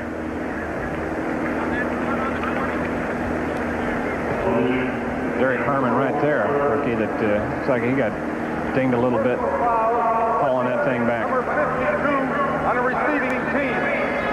Number 52 on the receiving team with an illegal block. Look at it right here, Derek Harmon, number 24. Now, this is the way you run kickoffs. You just got to head up there and get what you can get. And if you happen to pop it, fine, but you can't get back there and dance, and he didn't. Blanchard Montgomery, the infraction, he's one of the special team kamikaze players that's done so much, really. He got caught this time. The Kavanaugh offense will start right on the 10-yard line, 1st and 10. Francis in motion. The drive series to Tyler. It's outside. Wendell Tyler up into at the 15. Were you surprised that the 49ers did not run this way a lot during the first half? Well, I kind of was. What did we figure out? Kavanaugh threw the ball 23 times. I didn't think that really they put the ball in the air that much. Wendell Tyler bounced out there and took a pretty good shot. He stays healthy, moves the football. He's a big play running back. That was Fowles over there that made that hit. But now Bernard Wilson is out of this ball game. Well, the Eagles are really hurting in the secondary. Here's the handoff, strong side run with Tyler. Pretty well bottled up by the Eagle defense. Briggs went under the pile of blockers. We don't know if Jody Schultz, the young outside linebacker, is back in yet for the Eagles. I believe he is. Number 53 is back there. He left early in the ball game with a sprain, not the knee injury that he had a year ago. Bigfoot Harrison, 285 pounds of him on the ground, as Otho Davis, the trainer's talking to the big fellow from Vanderbilt. Been bothered with injuries here the last couple of seasons, and Marion Campbell said it really hurt him because of the fact that last year he couldn't lift weights at all, and his strength went down. In there, the USC product, second-year man, and they're running right at it again. Wendell Tyler running at Darby, who's just come in there. Tyler gets to the 24. That's Carl Monroe, pardon me, number 32 that's in there. He and Wendell do look a little bit alike in their styles. Now Tyler comes back in. Hit it up in there pretty good, too. Scores from other games. Let's see if the upsets are continuing as a normal pattern. The Redskins, 20-0 over New England. Looks like the secondary started to play for Washington again. Minnesota back on top of Detroit. There's a surprise, 23-14 in the third. Especially in Detroit's building. 1st and 10 now for the San Francisco 49ers. Unbeaten. Tyler bounces outside, gets to the 29-yard line. Clever little runner. Fowles making the tackle there. He and Jerry Robinson. Looks like the 49ers are going to use the clock a little bit in the second half. Also, it looks like they're going to use Keith Fahnhorst a little, too. What have they had about 4 straight plays now over to that right side behind big number 71. Working against Darby, the gentleman who came in for Dennis Harrison, who is injured. Look at it right here. Fahnhorst 71 gets him turned in. Stalemates him right there. Boy.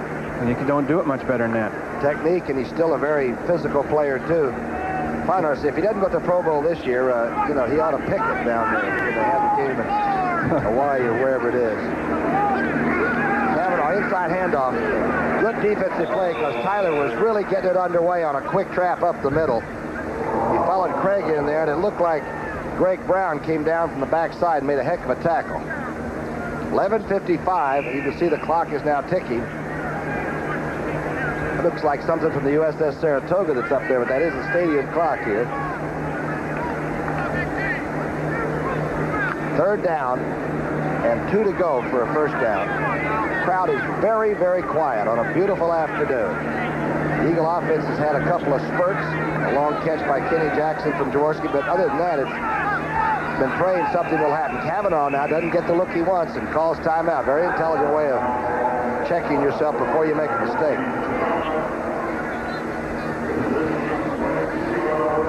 But just sleepy is another. Montana's been on the sidelines watching, getting well. 3rd down and 2.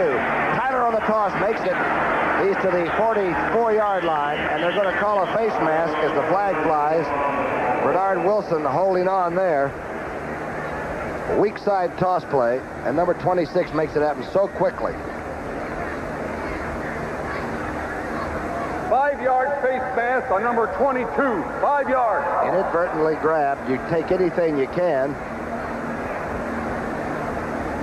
Right there, Bernard Wilson, number 22, as he takes Tyler down. Tyler shot a pretty good stiff arm in there on Bernard, didn't he? Yes, he did. Pretty good right cross. We were saying, Wayne, all the times I've been around Philadelphia football, I've never seen a crowd quite as quiet as this. A large crowd that is not hostile toward anybody or anything. They're just sitting in the sunshine watching the local team trail by 8. Highly unusual. Nehemiah's in the game at the bottom of the screen. And he's getting the ball delivered to him. Ronaldo Nehemiah has it knocked away at the last minute by Fowles. The ball might have been underthrown a little bit, but Ronaldo was off and running. Pretty good coverage, too, by Fowles, who gained a little bit up as the ball was just a touch underthrown. Nehemiah had a step, maybe a step and a half when Kavanaugh originally released, but Fowles did a good job. Remember, Bernard Wilson started over there at cornerback, but now Wes Hopkins is hurt, and Wilson had to move to safety, so it's Fowles out there now, and he was all alone with Nehemiah and did a pretty good job. You know, coaches don't tell you what their game plan is, but Bill Walsh says we'd like to sort of feature him a little tomorrow because he can do certain things that maybe the young secondary people can't handle, and they've done it. Almost had a touchdown. A sack on Kavanaugh by Greg Brown, who took the inside on Harris, I believe, and came inside and made a sack. He is a quick rush from the outside on the pass. Let's go to New York City for an NFL update and Brent Musburger. Rookie, the Minnesota Vikings and their specialty team. New coach, but they don't change. Greg Coleman pounds a punt downfield. Robbie Martin of the Lions will receive it, but he's going to get fumbled as he gets ripped to the ground. And Chris Martin, 94, scoops it up and goes in for the touchdown. And right now, you can see the score is reflected on the screen. Let's go back to Brookie. Vikings are playing total football now. Their special teams are helping them, and you've got to have all cylinders going now. Kavanaugh quickly trying to readjust and get it to Francis, who's sort of hog-tied at the 49, and looks like Fowles got away with it. Great play. Great play. Over the back and around with a hand in there and knocked the ball down. I tell you, because, Francis can block out the sun sometimes. He gets his body in the right position, and we're talking Fowles only at 5'11". Francis about 6'4", 6'5", over the top. A leapfrog. A takedown. A good play by the young quarterback who was tested 3 or 4 times. The punter, Runniger, goes down, tries to fake it, and they may be calling the punter for faking a roughing penalty. Let's see what Ben Grice does. I'll bet you that's what it is. A new rule this year. A 47-yard punt, a 5-yard return, but you can't overact anymore.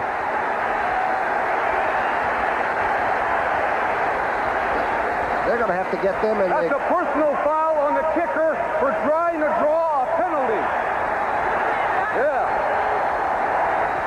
They're going to have to get these guys after a cards. He's close to blocking it again, and also came close to contact. But look at Ben Drythe right back there watching it all. He's about 6 feet away. If he can't see it from there, nobody can see it. That was a pretty good fake. Nobody ever penalized Clark Gable. Ben Drythe did, the big man from Denver. Like on the kicker, trying to draw a penalty. That's a 15-yard penalty. It's going to bring it back, and Reniger will have to punt now from probably around his own 20-yard line before he gets the kickoff. Could make a big difference in the game before you get through. The Eagles have had 2 penalties for 15 yards. San Francisco 7 penalties. You don't often see Phil Walsh get that upset over on the sideline, but he had a few words.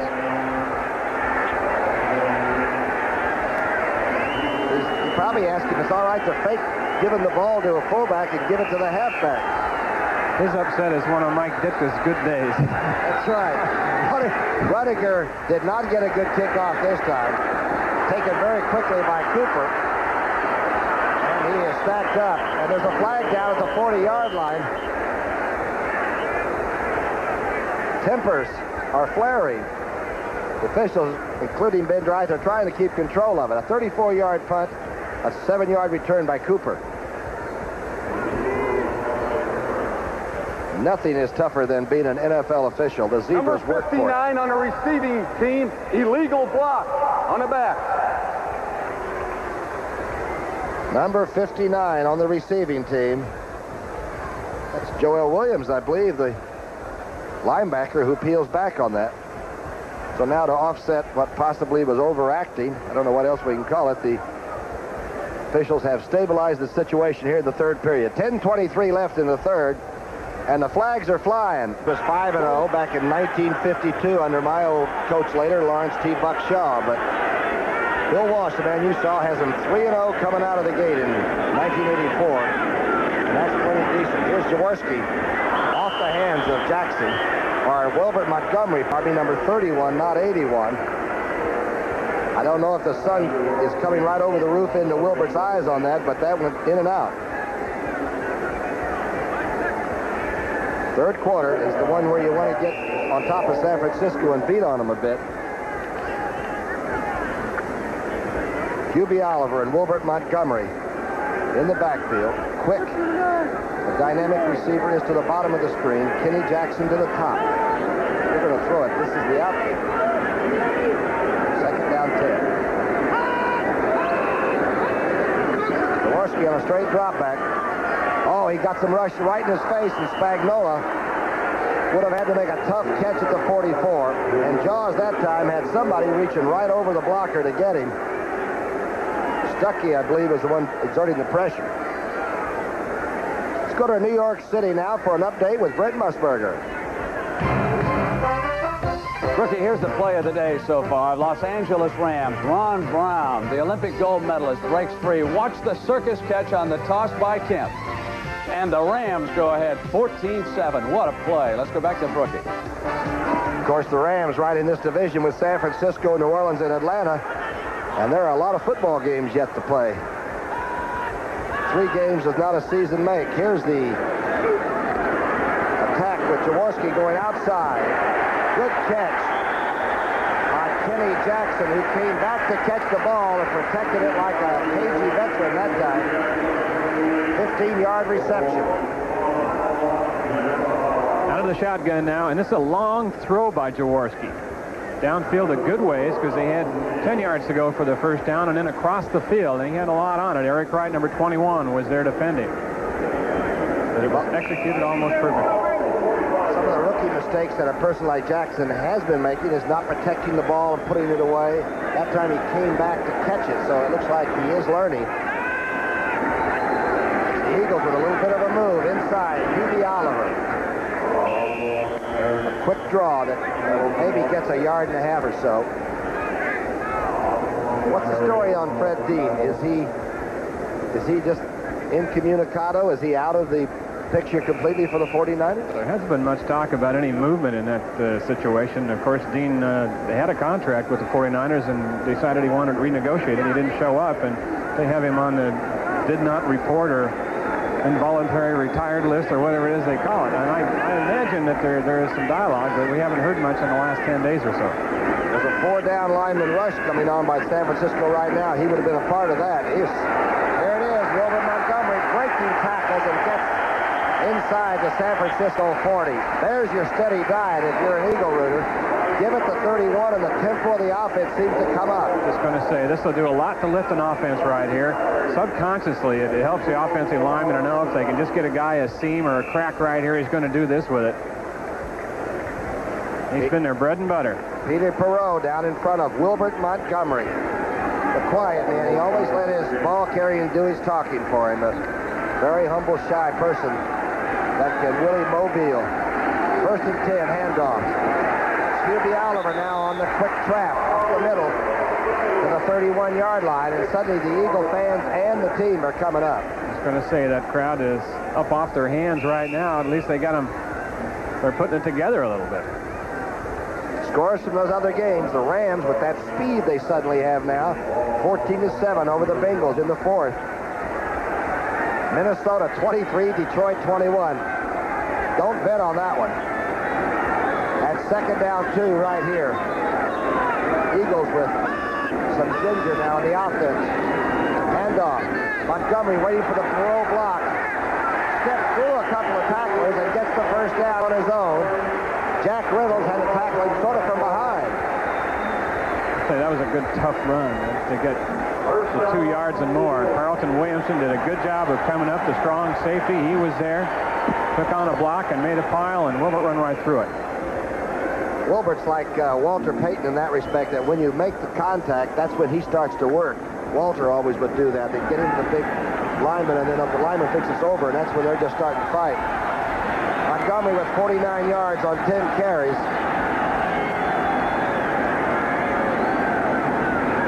First and 10 called by Ron Jaworski.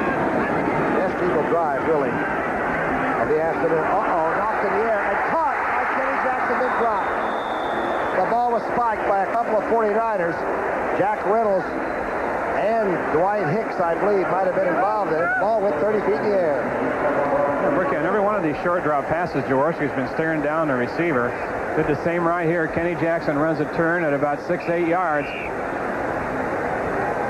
Trying to see who's out there. Was it Mario Clark, number 29, who got tipped? Jackson got it back, and then some people come over there and stripped him of the ball. Mario had that short zone, and I believe Jaworski hit him right in the helmet with it. I don't believe Mario realized the ball was heading his way till it hit. Jaws with that big right arm tried to put a hole in Mario Clark's helmet. 2nd down and 10. Jaworski with a lot of time. Mr. Spagnola, and there's a flag drop away from a lot of action, way back on the 15-yard line. Now remember, the 49ers play crowding, tough defense.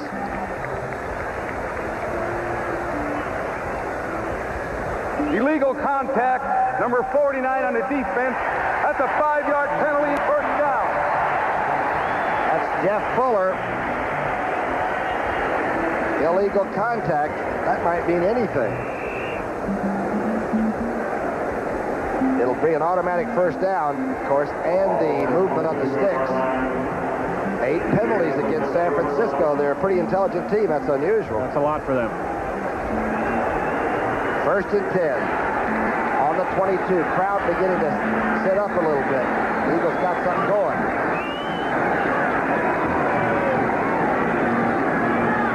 Long call by the quarterback. Straight drop out to Wilbert Montgomery in the flat, and Keena Turner has gotten to know Wilbert extremely well in one afternoon. Keena Turner, can he close or what?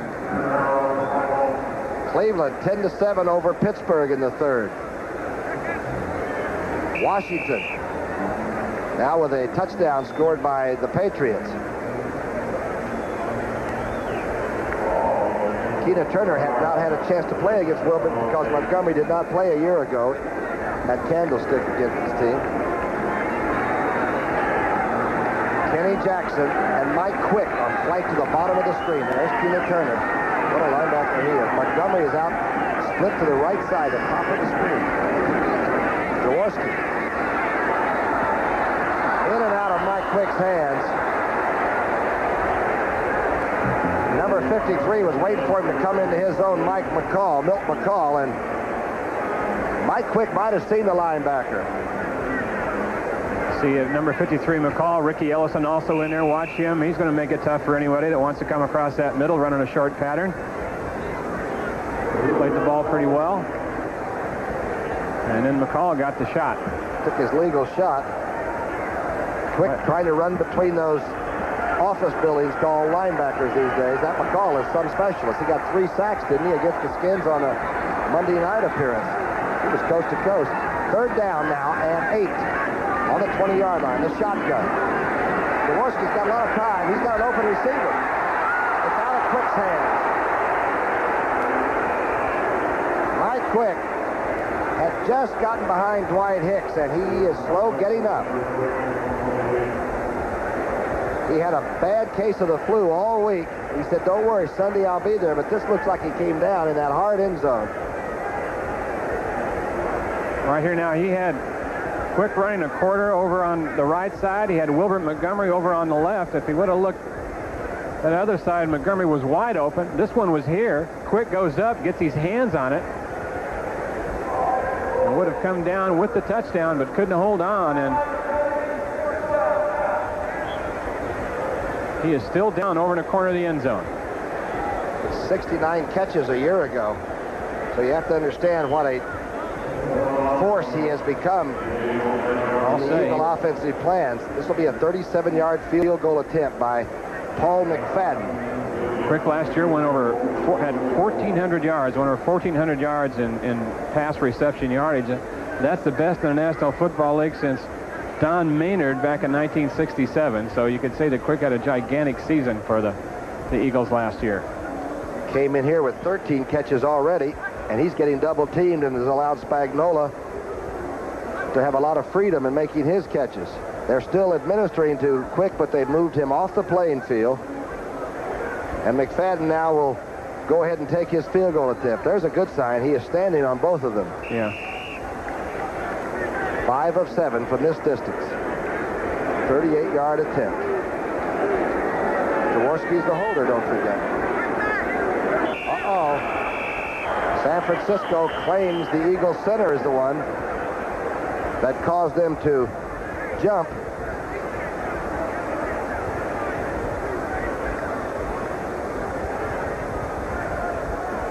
Ben Dreiscrew having defense made contact. It'll be the encroachment rule called against San Francisco. Not enough for a first down.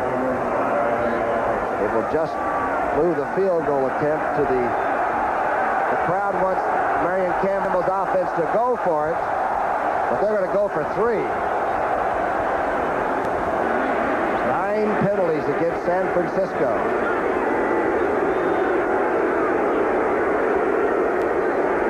Now the crowd's getting excited. Now they sound like Philadelphia fans. Oh, you're awful. A 35-yarder. It's good. And so they did go for it. The Eagles went for 3 points and made it a 33-yard field goal by McFadden. Pretty good drive, looking like that. All 9 points. Here's the kickoff by McFadden. Monroe at the 2. Monroe gets through a hole. Cuts back. He's trying to get to this sideline that is pulled down by Waters. After a good return out to about the 47-yard line. Carl Monroe, he's kind of pinned in the corner here, headed it up. Derek Carman was in front of him. Not touched. Look at this. He's down to around the 25 now and has not been touched. Broke a couple tackles there. It's a 168-pounder breaking tackles too, Brookie. You got to like his desire. 44-yard return. His longest till now this year was 28. I tell you, the 2 kickoff returns have given Cavanaugh great field position right before the half, and right now with 5:50 left in in the third period. Cavanaugh in play action. A lot of time to throw it and wide open. This big Russ Francis, and it's no catch. He stepped out of bounds. Russ thought he had it under control. Cavanaugh's calm. What he's saying to himself is, I can't believe it. So Cavanaugh had the tight end spotted again on the linebacker, and he's gone to that about 3 or 4 times today. When he spotted one of his receivers working against the linebacker, got it there, but Francis was just out of bounds. Good play action. Really paralyzed the linebackers for the Eagles. They never made a move. It was a wide open route that Russ Francis was running. The numbers 14 of 26, 2 TDs. And he's the second quarterback. Quickly, Wendell Tyler flips to the 47-yard line. And nobody hits that hole any quicker than Wendell Tyler. Jody Schultz catapulted him up in the air there. A little short trap inside. Randy Cross. Tyler off behind that. We talked to Jerry Robinson yesterday at practice, the inside linebacker for the Eagles, and he knows Wendell well from their UCLA days, and he said, nobody, and I guarantee you nobody, gets to the line faster. And you know, the blockers love that because he hits that trap block just as they're making contact. There's no recovery time. Third down and 3 facing the 49ers. Eagles had most of the play in the second half so far. Craig inside the 45, going to be close to the first down. Linebacker Gregg's making the stop there. Gregg already has that touchdown catch in the first quarter. It's going to be enough for a first. And Dreith gives us the signal. The shadows are getting a little longer here on the artificial surface. The 49ers, by the way, are 8-1 on artificial surfaces over the last couple of years, aren't they? It's rather an interesting stat. I think that's because they're an extremely quick team, quicker than most. That explains it, Wayne. First and 10 now. Play action pass Cavanaugh, missing Clark by a mile. Big pressure by Denny Harrison that time.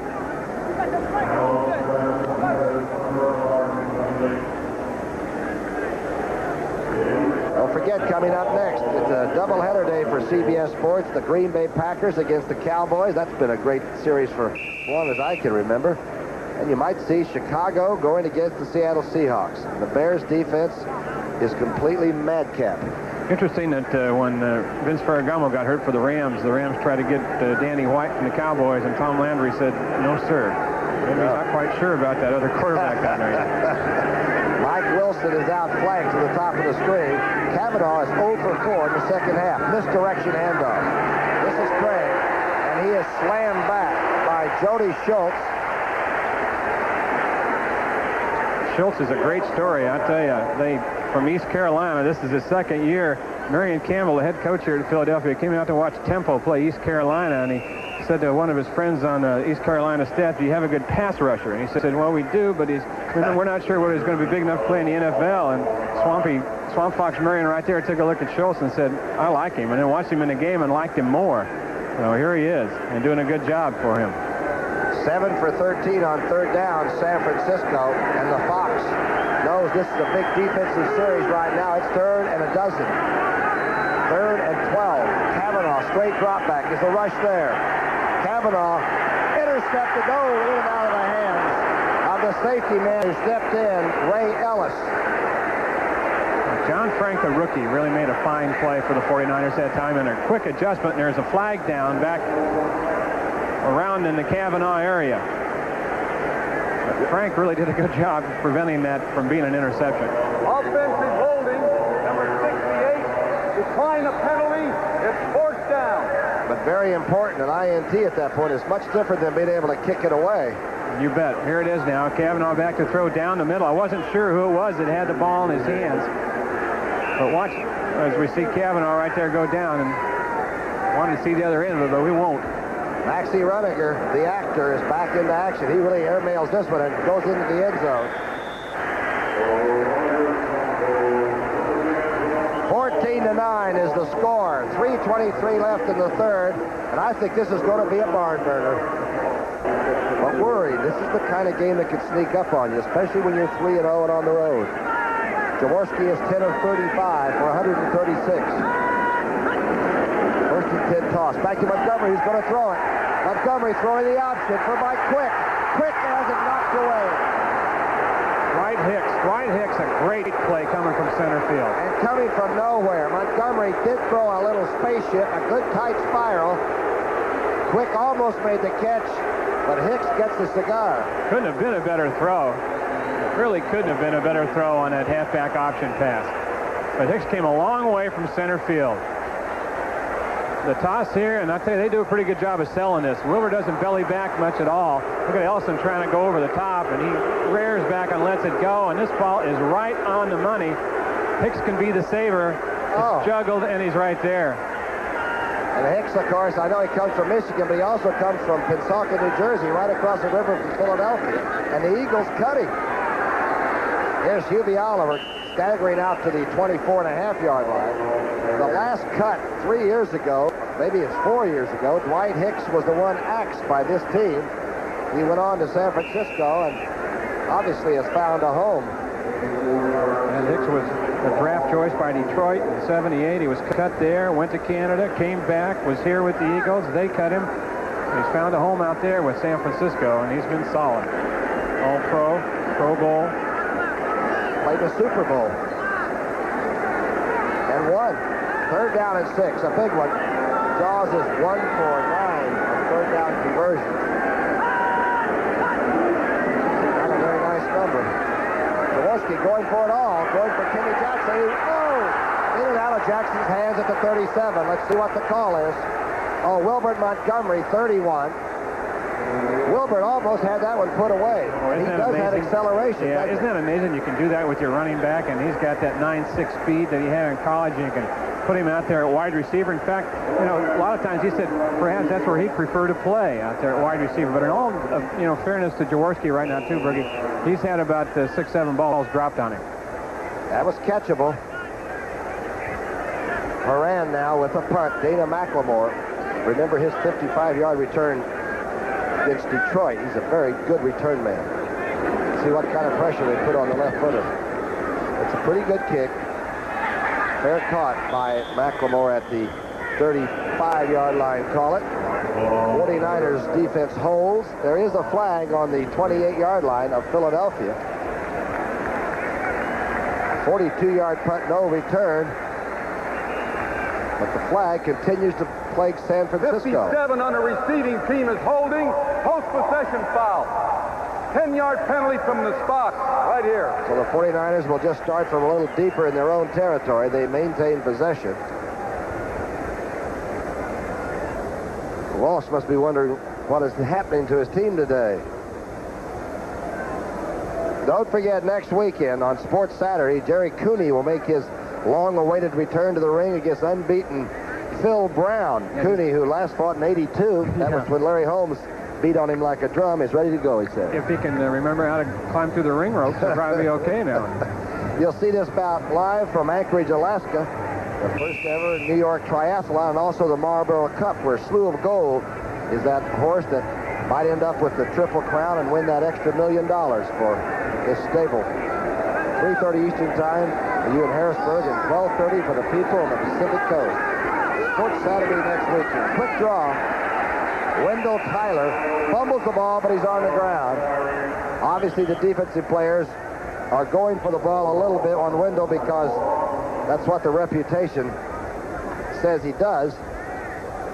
Most of his has been, though, with extra effort. It has, and he's doing a good job. He's keeping that ball a lot closer to his body than he did in the past. And that's been a big difference for him.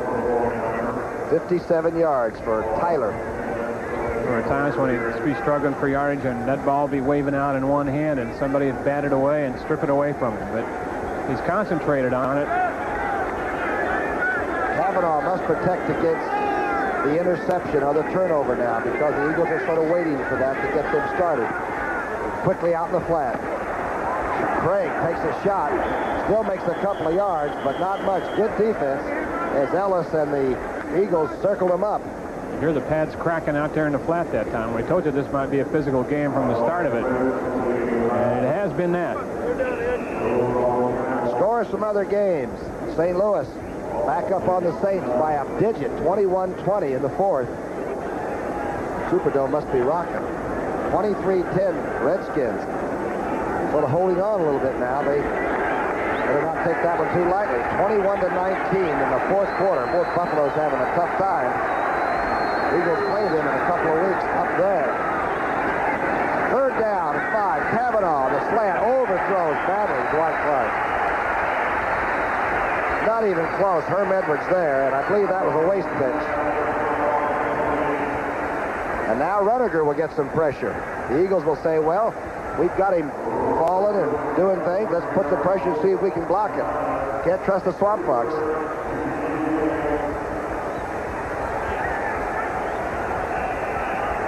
He's the player's coach, though. Rudiger's punt, a very good punt, a deep driving kick. Cooper at the 29. Boy, he doesn't get much. Give him the 31 and a headache.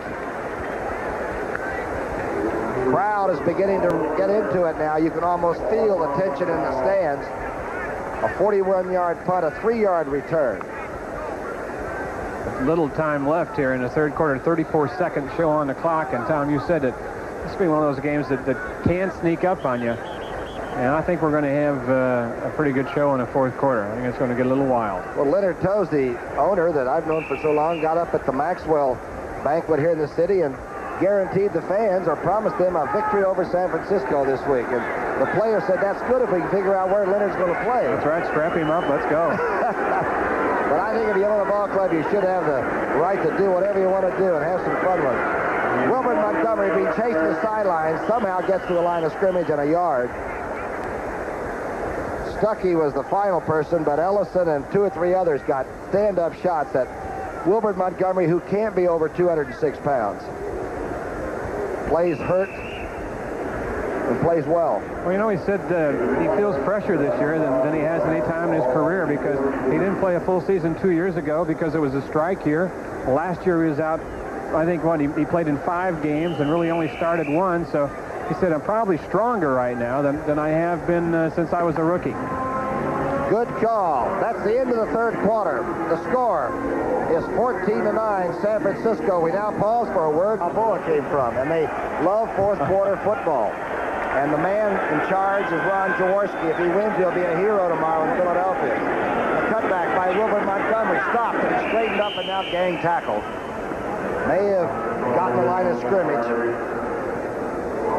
Initial hit by Ricky Ellison, who was either on a blitz or made an excellent read because he was a yard deep in that Philadelphia backfield when he made contact. 11-1 when leading at the half over the last 2 seasons. It means they don't give many away. But what happened last year is not always what's happening this year. That's exactly right. Grind them up and let's put out 84th because this is going to be a tough game in the fourth period. 1 for 10 on third down. That's what the Eagles have put up there so far today. It's third down and call it 7. Jaworski looks like Stuckey may have jumped. Let's see the call. The quarterback will get a free one. He's thrown a little lob to Montgomery. It's knocked away by Keena Turner, I believe. No, it's number 49. Fuller made a real good spike of the ball, but I believe somebody jumped off. We'll wait for the call. Boy, he's some player, this Fuller. Defense offside, number 79. That's a 5-yard penalty and third down. Stuckey can't believe it. That's the 11th penalty against this ball club. They know you can have bad days. You got to make sure they don't cost you the football game or the division or something. This is a ball game you don't say we can afford to lose. Looks like Stuck got a little lump in the head there too. It's third and a real long 2 here, Tom. So we're still in the passing situation, I would think. A pro set offense. 2 backs there split to pick up blitzers, perhaps. Addix is one of them. And now Jaworski rolling. Misses Spagnola. Did he miss him or did Turner tip it a little? Because he was in pretty good shape on Spagnola. Keena Turner was. Spagnola having some trouble getting the catches today. That ball was really whistled and airmailed. And they fail on third down. Fourth down now and a couple, and Horan will punt the left footer, and McLemore is back. I'm waiting for one of these to have ice on it like I was touted. How high he holds it when he kicks it. How high it is in his hands. Here they come. Oh, they're going to return. This one, oh, there you go. That's what we've been hearing about. At the 8-yard line, McLemore pulled down a diving tackle by number 59, Joel Williams, and that baby was punted up above the Delaware River. A 52-yard punt here. And they feel like the Eagles are going to tighten the noose on Cavanaugh. Let's see in this fourth quarter. Tyler breaks outside. Wendell Tyler makes the sidelines. Wendell Tyler is being run down the sidelines, cuts back, and he's forced out of bounds. Let's see if there are any flags back here. Freddie Solomon took him on a convoy down the sidelines, and they said he stepped out. Unofficially, it was an 82-yard scamper, but a lot of people don't believe that's true. They got the ball back around the 28-yard line. They got around the corner in a hurry down there on the toss. Stepped out of bounds on about the 29-yard line. Eagles were blitzing. That's a first down. On the 29-yard line is where he stepped out of bounds. There it is. Right there. He got back inbounds, too, you know. Looks like he was on Highway 76 heading for Atlantic City. Whoa, everybody breathes a little bit. Everybody in green and white, that is. That'd have been Canadian football. He would have scored an 82-yarder. We know that. Tyler was 73 yards on 14 carries, and he didn't get all of that one. Cavanaugh must move the football now. Craig and Monroe in the backfield. Cavanaugh dances out, now throws it, and Francis has it safely at the 42. A big target, and Cavanaugh had to look for it. Excellent composure that time, too, by Matt Cavanaugh, number 6, because he had heavy heat back there. He had to step over bodies, duck in and out, maintain his concentration downfield, and pick out Russ Francis. But a quarterback has to go through to get something to work here. They're going to surge in the middle on him now. Where are they? I mean, he's lost sight of everybody. He has to duck out, step over a couple guys, and find it on the run. And you think it's easy. Remember, they know, just like any of us that have been around football, if you stay too close to a team you should be up by 15 points on, something happens and the other team suddenly is the one that gets fresh. And right, this is a big possession here for the 49ers. Another first down out of the 41. Roger Craig on a real good cutback, putting his head down and bucking forward. The Eagles won their game beating Minnesota when they got a penalty on the last play of the game and got one more shot. And Spagnola caught about a 1-yard touchdown pass. So the fellas in green and white will hang around and fight the whole day. Tyler's back in there. Mr. Explosive. Cavanaugh's done a good job of keeping the team purring.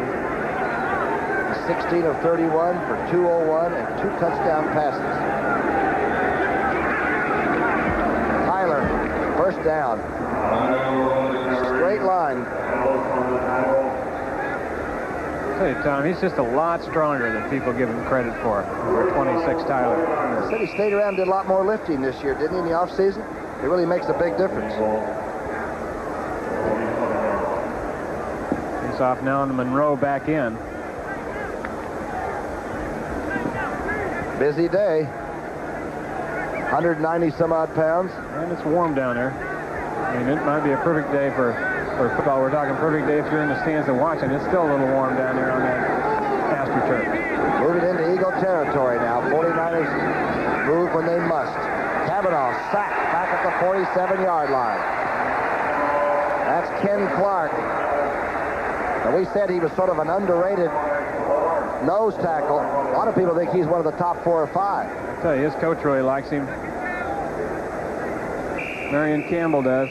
He said he's a natural at nose tackle. Built low, good leverage, and is very intelligent reading the blocks in there. The 4th sack for the Eagle defense today. There's Kenny Clark. Picked up off as a free agent. Charlie Johnson was then traded to Minnesota, and he has become a fixture, number 71 here. Second down and 14. Cavanaugh with a deep drop. Dumps it over. It's going to be short of a first down. It's called incomplete. Roger Craig headed for a moment. So if we're going to go with crucial plays early in the fourth period, it would be the one coming up. Right now, and the Eagles have their specialty defense in their nickel situation. Extra defensive backs. 4 down linemen for the rush. They'll stunt probably, huh? They'll come from Delaware, New Jersey, and Pennsylvania on this rush, huh? There's the Swamp Fox. He's calling for a little effort here. 3rd down and 14. Kavanaugh on a quick drop. He's getting some heat. He's going deep for it. Good catch by Clark. Dwight Clark is going to score a touchdown. I don't see any yellow flags. And the safety man coming to the corner simply thought he could get there and didn't get there. A 51-yard touchdown catch by Clark of a good throw by Kavanaugh. Good throw, good catch, and great effort by Clark after it here. You're right, Ray Ellis coming from center field thought he's going to make up the ground much like Dwight Hicks did earlier on the same kind of play. You see him right there, but he was about a step short of getting there. And Clark does a good job of staying up and taking it on into the end zone, and that is just a huge play for the 49ers. Second touchdown for number 87, who's averaged over 70 catches a year for the past 5 years. It's an amazing receiver, that fellow. What a throw, too, by Kavanaugh. Wershing with the extra point. Boy, when San Francisco needed the points, San Francisco got the points. See Clark right there now. He's not catching as many passes as he did in years past, but his average per catch is way up there. And there is a happy quarterback, and the 49ers have some breathing room. And busy on the telly is Kavanaugh, who is the man of the moment for the San Francisco offense. Joe Hayes is down Wershing's kickoff, and the Eagles will have 80 yards to go to get back in the game, but they've got a lot of time. 10:43 left. That last scoring drive, what a bolt, 51-yarder, most of it, 7 plays, 87 yards, and well run by Matt Kavanaugh. Boy, I thought he really squeezed off a nice round when he threw that pass. He got a deep drop early, so he'd have a second or two to set his feet. Nice throw.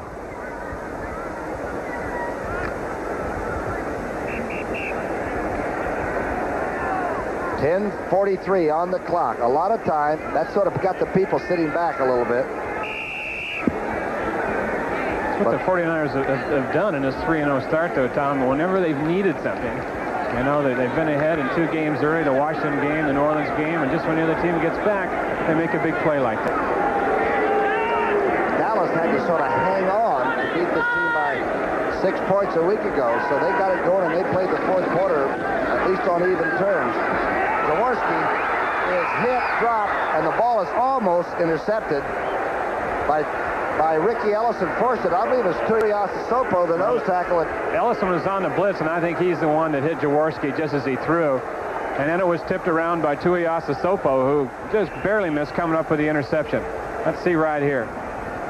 There's Ellison. He's the one that makes contact back there on the blitz. Watch this.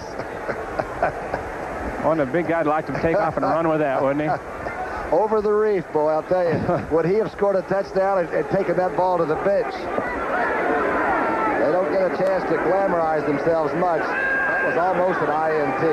Second down and 10. Jaworski being rushed and sacked back on the 7-yard line, and they say he fumbles, but they're going to call it dead. Tuiasosopo got even that time. This time he almost put the quarterback in the end zone. Missed an interception, and it comes back and gets a sack. Good hustle, good effort. Got good penetration by Jim Stuckey right there that kind of flushed Jaworski up and out of the pocket, and then Tuiasosopo comes over to make the sack. But credit number 79, Stuckey, also with that. Stuckey ran right over the top of Moraldi, the left tackle, and deposited him almost on Jaworski's lap.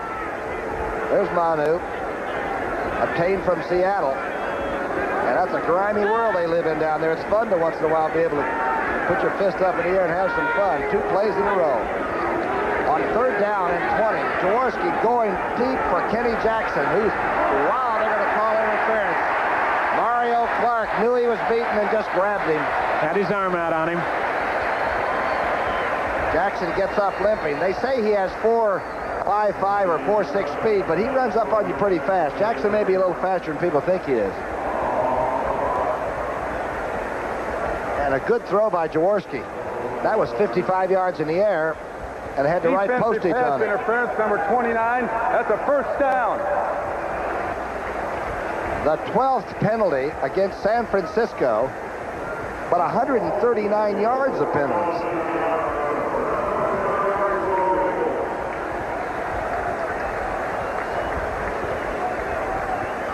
Still in the ball game, isn't he? Number 7 hangs tough. First and 10 now, just short of midfield. 9:55 left.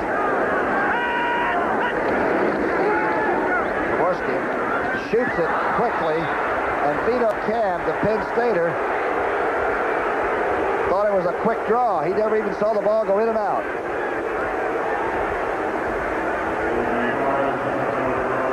Don't forget, there's college football this Saturday on CBS Sports, the key Big Ten showdown between defending conference champion Illinois and the 14th ranked Iowa team. You'll get a look at two outstanding quarterbacks, Jack Trudeau of Illinois and Iowa's Chuck Long. So tune in next Saturday at noon Pacific time for those in Harrisburg, and then at 9 a.m. for you people on the Pacific Coast to see exciting college football here on CBS Sports next Saturday. Second down and 10. Jaworski dancing, looking for a secondary receiver, and gets knocked down. He was trying to find Haddix, but he was covered by Hacksaw Reynolds anyway. Look, you can't question Jaworski's courage.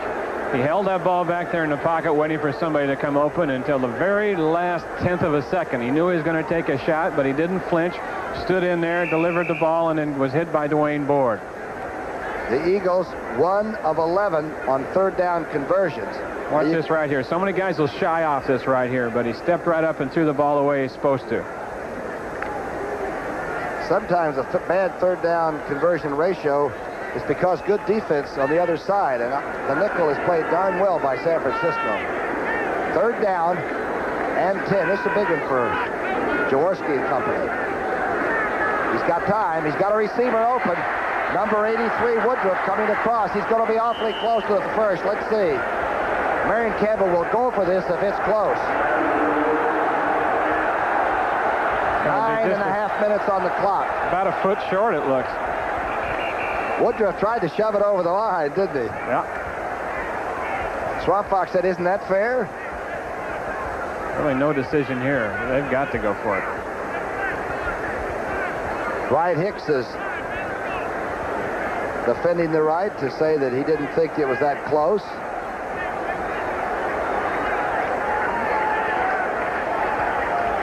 Prosecution rests. But this is one where you got to load it up and get Montgomery in the backfield and give him the ball. The crowd waiting for that explosion, and I just have a feeling, and I did all along, that the fourth quarter of this game is going to be savage. Inches. What do you think, Swamp Fox? Jaworski still on the field. Moraldi, Mitchell, Dennard, Baker, Perot. Against Board, Tuiasosopo, Pillars. Montgomery's in there. He's the deep man in the eye behind Haddix. Haddix gets the call. Uh-oh, I don't know. Haddix, if he got it by the wingtip of a helmet.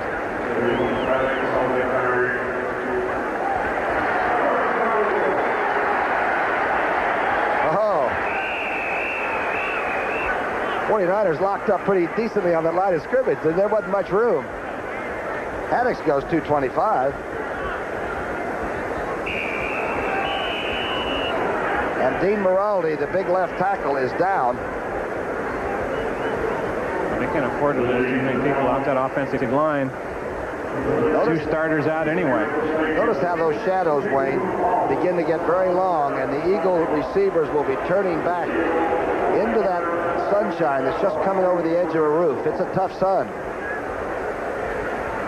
Swamp Fox's team went for it on fourth down. They trailed 21-9 this year at left tackle. Dean Moraldi, the 285-pounder, looked like he just got grazed and trying to catch himself a little bit. We don't want to diagnose any injuries or anything, but he is sitting up talking to the corpsman. Moraldi's a guy they put on the donut diet, isn't it? He his weight down to about 250, and they, happily they told him, go home and put on 30 pounds in the off season. So he said he moved next to a donut store. He must have eaten a dozen. We watched him yesterday, Saturday morning practice. He is a load of people. A big first down obtained by inches. Jaworski in the second half is 3 of 13 for 25 yards. Remember, those shadows will come back into the receiver's face. Pasella is now at left tackle. He's an offensive snapper, a center. Haddix is the remaining back. Ball is on the 40. Jaworski back to throw. He's got time and an interception. A great interception by number 55. Fawnhorst, the younger brother of Keith, the right tackle, makes a big play, and it was not an easy interception. He had to play with that ball. Well, it's just one of those different looks on defense that the 49ers show. They can keep their base defense in there with a 3-4 and then bring Fawnhorst in for Jack Reynolds, and it gives them a little bit more maneuverability. As you see Hacksaw congratulate him against the pass. A good drop here by Fawnhorst, and Jaworski thought he had something, but no one-handed grab here. Okay. Great play. And from Minnesota comes up with a big one. That's his game ball. Life is interesting. Fawnhorst, of course, in the other league, USFL, signed with San Francisco, and John McVay said he's going to be a lot better player than we thought he was. And he certainly has proven that. Francis in motion. Cavanaugh back to throw. Oh, he's going deep for Nehemiah, who has it knocked away at the last minute. Herman Edwards made a stab at the last minute, and Ronaldo had begun to get into that other gear. Yeah, he was in overdrive. Good play, though, by number 46, Herman Edwards. Rookie, what do you figure now? We got a 21-9 ball game. 14 points would win it for the Eagles. 8 minutes left with the 49ers in possession. Realistically, the Eagles and the ball maybe 2 more times, maybe 3. Unless they come up with a turnover or 2. That's what they're looking for now. Defensively, you're saying, okay, all we need is a fumble here and an interception the next series if we can force them to throw. And Cavanaugh, of course, is banking that the Eagles will over-gamble, and they'll be able to slide in and take the rest of the clock and just eat it up. Second down. Here's the draw play. Craig comes to the draw, breaks into the open, and gets into Eagle territory in a hurry. He's a fucking Bronco. Roger Craig really had the knee action going that time. Every first down that the 49ers pick up here, this is on the draw. Look at Fred Quillen, got an excellent block there on the nose tackle, Ken Clark. Cross was downfield. Look at Dwight Clark still trying to get in a block down there on Herman Edwards. A good team effort there offensively by the 49ers, and they pick up the first down just across midfield. 7:42 left. Boy, Herm Edwards had to strap it on and get into that. Then Craig wouldn't let him get away from that tackle, ran right into it. First and 10, just in Eagle territory. The quick draw again. This time it's Wendell Tyler. Oh, there's that fumble. Oh, the San Francisco player comes out with it at the 45. That's Fawnhorst, the other brother. This one, the big fellow, the stabilizing influence at right tackle. That's the fumble the Eagles were looking for. Scores.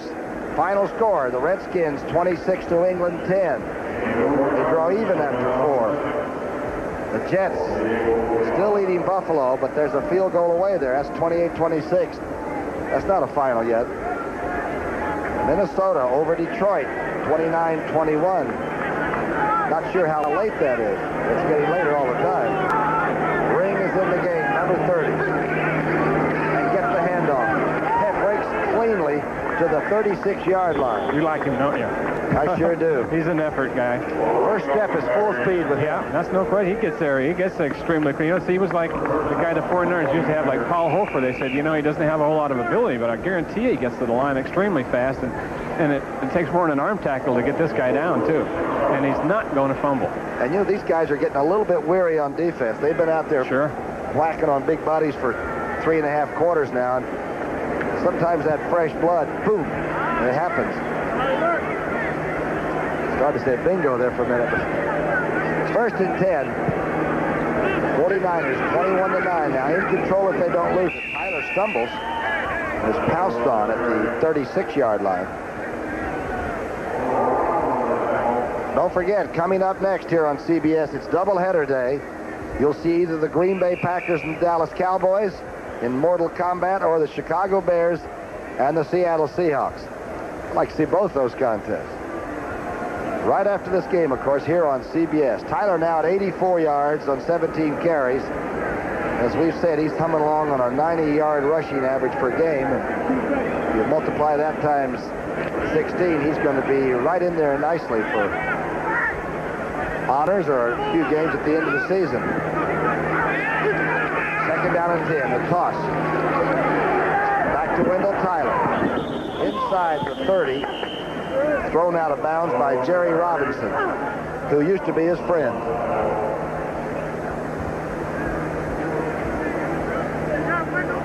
Jerry Robinson with as good a speed at the inside linebacker position as anyone that plays it. He can come laterally across the line. Rid of a block there by John Ayers, and come on out and ring neck his old buddy from UCLA, Wendell Tyler. They used to get together on Friday night and have fun. Now he throws him like he's really mad at him. 29 tackles. Whether or not he would be a superstar, which he always has been, an outside linebacker, more than inside, where you got to load up and take on those big people all the time, remains to be seen. But he is a superior football player. Inside Tyler, not much. May have picked up the first. Griggs in there, Anthony Griggs. Some more scores. Boy, what a day for football in September. As Andy Rooney says, September is special for everybody, no matter what your age. Atlanta 42-10 over Houston. 49ers and the Atlanta Falcons next week here on CBS.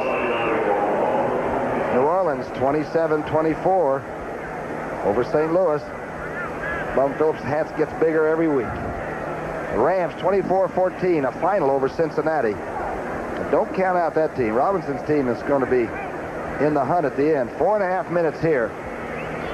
And the thing that the 49ers have done that I think impresses me is when they have to get something, they seem to come up with the right percentage numbers, the right player at that time. Letting it run down here, then they're going to bring Wershing on to attempt the field goal. And it's a big one for him because if he makes it, they've got 21 points. That'll put 24 points on the board.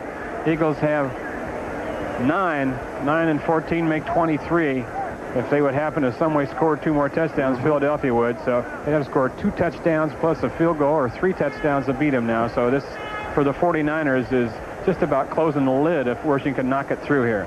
Would you let Montana do your holding, though, when he's injured like that? I sure wouldn't. Well, because if I was a defensive player, I'd run across the top of it. That's like John Brody once said, you know, when John was quarterback in the 49ers and making all that money, and somebody asked him, you know, John, why do you hold the football on extra points and field goals? And he said, because if I didn't, it would fall over.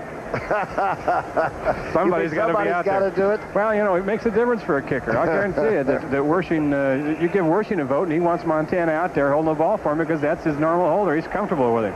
But I'll tell you, against coaches like Mike Ditka, a few people I know, you know, you just have to protect yourself at all times, especially if you're $1 million quarterback. Anyway, Wershing, who, as we said, is perfect up to the 40. He was until he missed that little one earlier in the game. Oh, he gets it blocked. It's blocked quickly by number 59. The Eagles have it out of bounds. Joel Williams came up the middle and blocked it with his elbows. Joel Williams has had a fine special teams day. He's made a couple of great tackles on punt coverage and busted through a seam here and got the block on this one. He got it down good. That's just too much penetration in the middle of the line, and Williams gets up. Not Wershing's fault. But that's a pretty good one for the Eagles to have. 4:05, so need a lot of points. Again, I think you almost have to have a defensive scorer here to get back in it.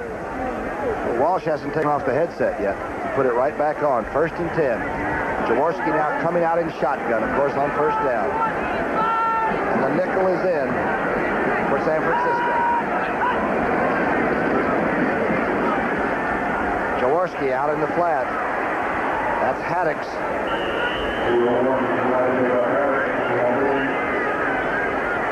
Williamson making the stop there. Jaworski now with the hurry up. San Francisco taking their time. 3:40 on the clock. Philadelphia has 3 timeouts left. They'll try to work the field, get their timeouts. Inside patterns have been really tough to complete. Wilbert Montgomery couldn't hang on to that one. In fact, I don't know if Jaworski has any completions inside the hash marks. You might be right. He hasn't been very successful working the middle of this San Francisco defense. I've shown you a couple times excellent drops by the linebackers. They're doing a good job holding up when people come off the line, and everything that Jaworski has had has been down the sidelines. The Eagles have a pretty good chance before Dwight Clark took the 51-yarder. They were down there, and with their good receivers, they had a chance to get very close.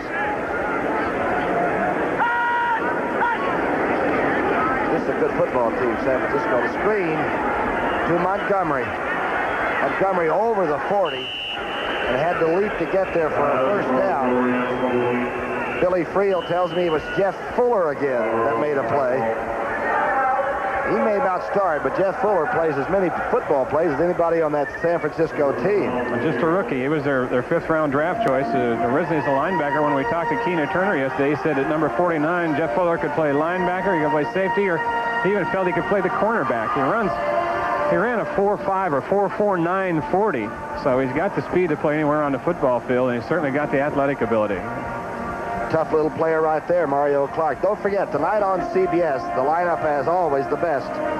60 Minutes. And, of course, that's this year's 60-minute show, and that's incredibly good, isn't it? After MASH and 36th Annual Emmy Awards. They've sort of teased me and gotten me turned on for that, and I want to see the Emmy Awards this year. Some great people nominated. Who's accepting yours since you're not there? In absentia. There's the Fox, Swamp Fox, Marion Campbell.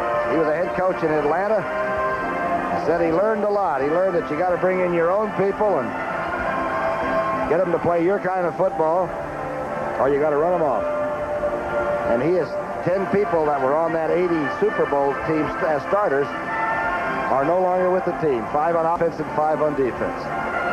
Chicago 7, Seattle nothing in the first quarter. Don't forget, the second game, a lot of you people will see either the Chicago Bears or the Seattle Seahawks or the Green Bay Packers and the Dallas Cowboys. And the Bears, as you saw, are already on top of Seattle.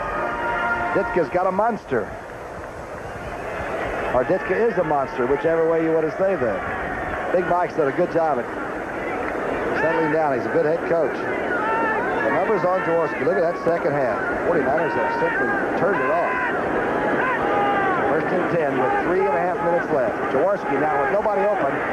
Now gets it across to Kenny Jackson, short of the San Francisco 40. And the Eagles are hustling back up to the line of scrimmage. An 18-yard completion. 2 timeouts left. They burned one after that last first down move. Jaworski back, looking to the right side again.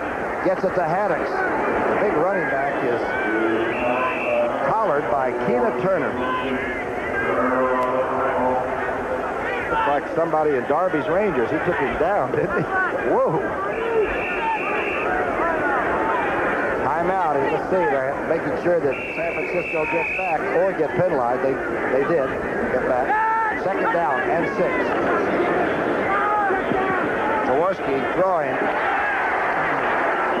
for Woodruff, and Tony comes up with the ball and really got shocked on it, and he had to look right back into that sun that's sinking in the west. Good catch. The flag is down, however. Back around the protection cup. Around the pass protection there. 64 offense, 5-yard face mask. Called 54 on offense for a face mask, and I cannot find a 54 on the offense. No. And Swamp Fox now is looking down his roster to see. Somebody sneaked out there. Must be Dean Moraldi, 64, I suppose. When you're that big, maybe the 6 reduces to a 5. Second down and 11. The ball on the 42. Eagles are running out of chances rapidly.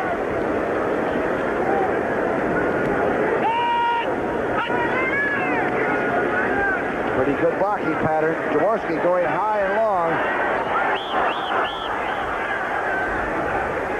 Closely covered. Tony Woodruff, number 21, Eric Wright, really can go one-on-one with you. He's about as good as there is. He can cover. When we talked to Ronnie Lott a couple weeks ago, what did he say? He said, I want to get to the point where I can play one-on-one as good as Eric over on the other side. He said he is so smooth, and he's never very far away. Did you see the footwork on that one? He almost looked like he was leaning inside a little bit and taking a fake, and then the guy made the cut to the outside, and Wright just did that little nifty move with his feet and turned around and was running right with him. You can't teach that. You can't teach those feet that. They can either do it or can't. And didn't have to grab him or anything. Just beautiful coverage. And a tough position, that corner spot. Jaworski back to throw again. Going across the middle. Trying for Mike Quick. And that ball again thrown very hard by number 7 and coming right out of the sun. Past 2 linebackers. Uncatchable. 2:17 left. A 4th down. It's fire and fall back time. Swamp Fox says, boy, when you turn the projector off, that doesn't mean you can go to bed as a head coach, huh? Is he in trouble here, Tom, if he doesn't win this year?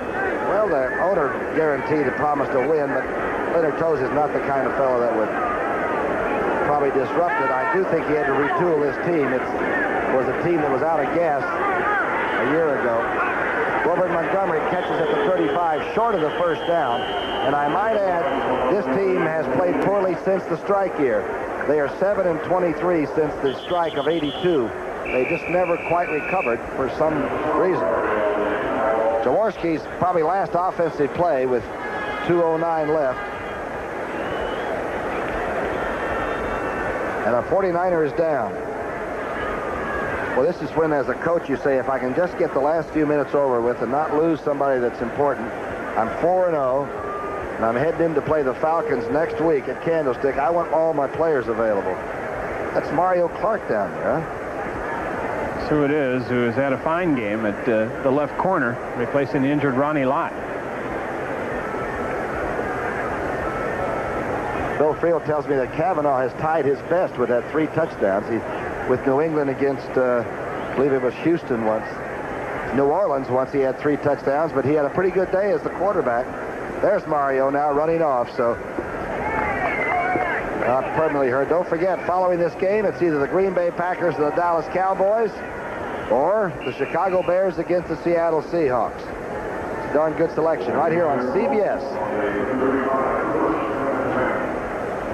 49ers were not ready for a title game today, but they're going to win the contest and probably not lose anybody through serious injury. That's important. And they'll be 4-0.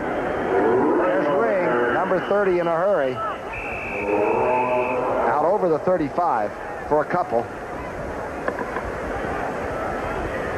Well, this is when you're playing defense, you got to get yourself up. You got to say, well, I guess I better pick off a fumble or anything to try to make something happen. There's the quarterback that never played. Speaking of Montana, you know, he had 49 straight starts up until today, and when we talked to Bill Walsh yesterday, he said, you know, I want to hold him out, and I want it to be Matt's game. He said, but I'm not even sure, even if he does not play today, whether, you know, he'll be ready to play next week or not. That's no guarantee yet. Especially with something like the sternum, you know, if it's, I don't know exactly where it is. If it's up near the collarbone, it can be even worse. See Norm Hecker, play caller from the sidelines, talking to Joe Montana, but the people we've talked to on both sides have said that nobody has total vision of the field like Joe Montana. First, second, third receivers. Plus he absorbs all of those, the ready list. That looks like a dictionary there. Which is enormous, right. 100 and some odd plays. We had timeout by the Eagles right there, so they're still scratching. Yeah, they've got only one more. They've burned 2. Here comes Wendell Tyler. He got back in the game. But look out, Wendell breaks out and into Eagle territory. Wendell Neal didn't get a touchdown today.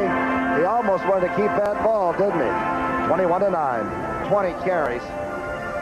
He had 3 last year. Well, he's going to be up over a 5-yard average per carry. He came in with a 4.9 average, so he's moved that up. And the 49ers without Montana are going to win their 4th game in a row.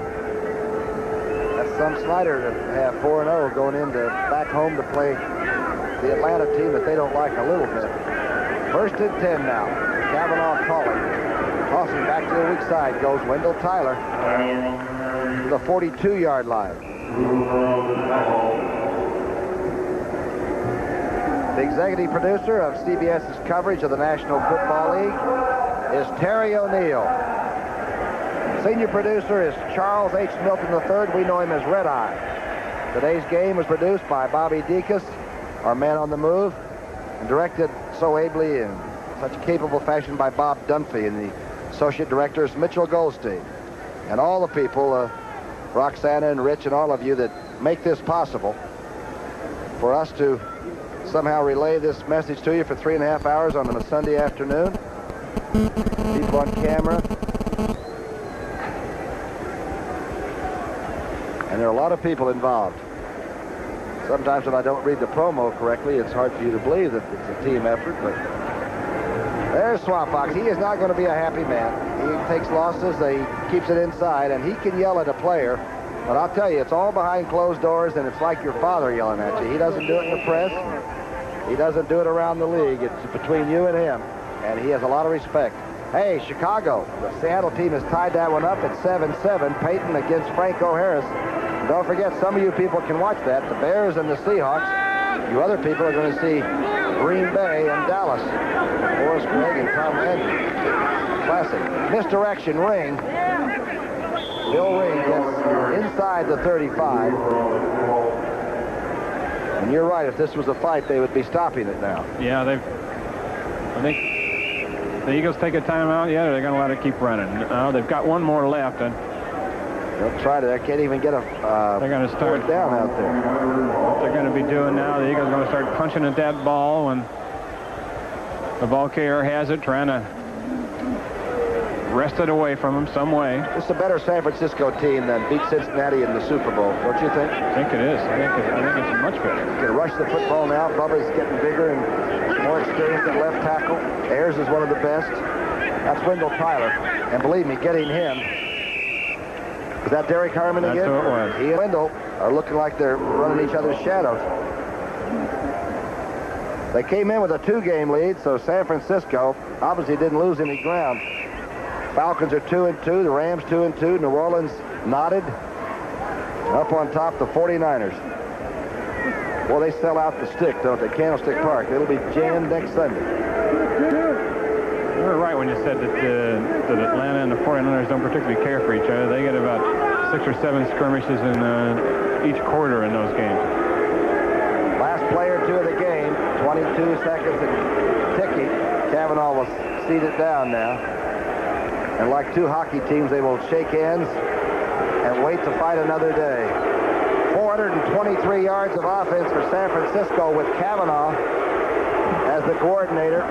And the Eagles end up at 247 yards. So the defense for San Francisco, patched up and all, played extremely well.